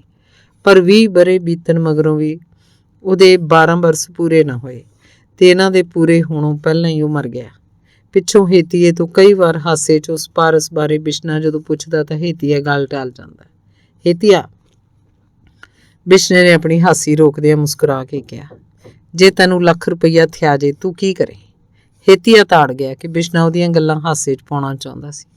ਉਹਨੇ ਸਿਰ ਮਾਰਦਿਆਂ ਖਿੱਚ ਜਿਹੀ ਨਾਲ ਆਖਿਆ, ਤੂੰ ਮੇਰੀਆਂ ਸਾਰੀਆਂ ਗੱਲਾਂ का मुकूल न मान्या कर। इस संसार में सब किमी है, जो भगवान ने चीज बना दी उसका भी नाश नहीं होता बिस्निया। यह साले बड़े शाहूकार के माँ के पेटों धन लेके जम्मे थे। ये तो मत्थे की रेखा है, जे सीधी हो गई तो एक घड़ी में किच का किच हो जाता है। हाँ, समझे मेरी बात? तेरे मत्थे दियां तां सारियां ही सीधियां लगदियां हैं। बिश्ने तो हासी ना रुकी ते कहंदा उच्ची हस पिया। ਹੇਤੀਏ ਦਾ ਮੂੰਹ ਉਤਰ ਗਿਆ। ਉਹਨੇ ਰਾਬੜੀ ਵਾਲੀ ਤੌੜੀ 'ਚ ਡੋਈ ਮਾਰਦਿਆਂ ਮਰਨੋਂ ਆਵਾਜ਼ 'ਚ ਪੁੱਛਿਆ, ਤੈ ਰਾਬੜੀ ਖਾਗਾ ਬਿਸਨਾ? ਨਾ ਬਈ। ਬਿਸ਼ਨੇ ਨੇ ਕੁਵੇਲੇ ਦਾ ਧਿਆਨ ਕਰਦਿਆਂ ਕਿਹਾ, ਬਸ ਹੁਣ ਚੱਲਦੇ ਆਂ। ਜਦੋਂ ਉੱਠਣ ਲੱਗਿਆ ਤਾਂ ਹੇਤੀਏ ਨੂੰ ਜਿਵੇਂ ਚਾਨਚੱਕ ਕੋਈ ਗੱਲ ਯਾਦ ਆਈ ਤੇ ਉਹ ਬੜਾ ਗੰਭੀਰ ਮੂੰਹ ਬਣਾ ਕੇ ਬਿਸ਼ਨੇ ਦੇ ਖੇਸ ਦਾ ਪੱਲਾ ਫੜ ਕੇ ਖਿੱਚਦਿਆਂ ਬੋਲਿਆ, ਬੈਠ ਬੈਠ ਮੇਰਾ ਭਾਈ, ਇਬੀ ਕੀ ਕਰੇਗਾ ਜਾ ਕਰ ਸੋਈ ਜਾਣਾ? ਨਾ ਬਈ, ਥੱਕੇ ਪਏ ਆ। ਉੱਠ ਕੇ ਖੇਸ ਸੂਤ ਕਰਦਿਆਂ ਬਿਸ਼ਨਾ ਬੋਲਿਆ ਤੇ ਬੂਹੇ ਵੱਲ ਤੁਰ ਪਿਆ। ਹੇਤੀਏ ਦਾ ਚਿੱਤ ਕਾਲਾ ਪੈ ਰਿਹਾ ਸੀ। ਉਹ ਉੱਠ ਕੇ ਖੜਾ ਹੋ ਗਿਆ। ਨੀਵੀਂ ਪਾ ਕੇ ਕੋਠੜੀ ਦੇ ਬੂਹੇ ਵੱਲ ਬਿਸ਼ਨੇ ਦੇ ਨਾਲ ਨਾਲ ਤੁਰਦਿਆਂ ਦੋਸ਼ੀਆਂ ਵਾਂਗ ਬੋਲਿਆ, ਵਾਹ ਬਾਤ ਮੈਂ ਪੁੱਛਣੀ ਭੁੱਲ ਗਿਆ, ਕੀ ਬਣਿਆ ਥਾਰਾ? ਬਿਸ਼ਨੇ ਨੇ ਉਹਦੀ ਰੋਣੀ ਜੀ ਆਵਾਜ਼ ਸੁਣ ਕੇ ਪੈਰ ਮਲਿਆ। ਦੀਵੇ ਦੇ ਮੱਧਮ ਚਾਨਣ 'ਚ ਆਪਣੇ ਨਾਲੋਂ ਗਿੱਠ ਲੰਮੇ ਉਹਦੇ ਵਿੰਗ ਤੜਿੰਗੇ ਖੜ ਸੁੱਕ ਸਰੀਰ ਨੂੰ ਸਿਰ ਤੋਂ ਪੈਰਾਂ ਤਾਈਂ ਵੇਖਿਆ। ਉਹਦੇ ਚਿਹਰੇ ਵੱਲ ਝਾਕਦਿਆਂ ਬੋਲਿਆ, ਠੀਕ ਹੈ, ਪਰ ਤੂੰ ਐਂ ਕਿਉਂ ਬੋਲਦਾ ਜਿਵੇਂ ਮਾਤਾ ਨਿਕਲੀ ਹੁੰਦੀ ਹੈ? ਇਹ ਵੀ ਕੋਈ ਬਾਤ ਬਣ ਜੂਗੀ ਨਾ। ਹੇਤੀਏ ਨੇ ਉਹਦੀ ਗੱਲ ਦਾ ਜਿਵੇਂ ਧਿਆਨ ਨਹੀਂ ਸੀ ਕੀਤਾ। ਉਹਦੀ ਆਵਾਜ਼ 'ਚ ਅਜੇ ਵੀ ਉਹ ਰੌਂ ਸੀ। ਜੇ ਨਾ ਬਣੂ ਤਾਂ ਤੇਰੇ ਵਾਂਗੂ ਰਸਾਇਣ ਬਣਾਉਣ ਲੱਗ ਪਾਂਗੇ। ਬਿਸ਼ਨਾ ਪੋਲਾ ਜਿਹਾ ਹੱਸਿਆ ਤੇ ਤੁਰ ਪਿਆ। ਤੈਂ ਤੂੰ ਹਰ ਬਾਤ ਮੁਖੋਲਾ ਮੇ ਪਾ ਲੈਂਦਾ, ਹੇਤੀਏ ਨੇ ਰੁੱਸੇ ਨਿਆਣੇ ਵਾਂਗ ਆਖਿਆ ਤੇ ਫਿਰ ਨੌਰੇ ਦੇ ਬਾਹਰਲੇ ਬੂਹੇ ਤਾਈਂ ਉਹਦੇ ਨਾਲ ਤੁਰਿਆ ਆਇਆ। ਚੰਗਾ ਰਾਮ ਰਾਮ, ਬਾਹਰ ਗਲੀ 'ਚ ਜਾ ਕੇ ਬਿਸ਼ਨੇ ਨੇ ਕਿਹਾ। ਰਾਮ ਰਾਮ, ਜੈ ਰਾਮ ਜੀ ਕੀ। ਛੇਤੀ ਦੇਣੇ ਹੇਤੀਏ ਨੇ ਜਵਾਬ ਦਿੱਤਾ। ਉਹਨੇ ਦੇਖਿਆ ਹੇਤੀਏ ਦਾ ਮੂੰਹ ਹਨੇਰੇ 'ਚ ਵੀ ਸੂਹਾ ਸੂਹਾ ਹੋ ਗਿਆ ਸੀ। ਉਹਦੀਆਂ ਵਰਾਛਾਂ ਇੱਕ ਵਾਰ ਫੇਰ ਖਿਲਰ ਗਈਆਂ ਸਨ। ਧੰਨਵਾਦ।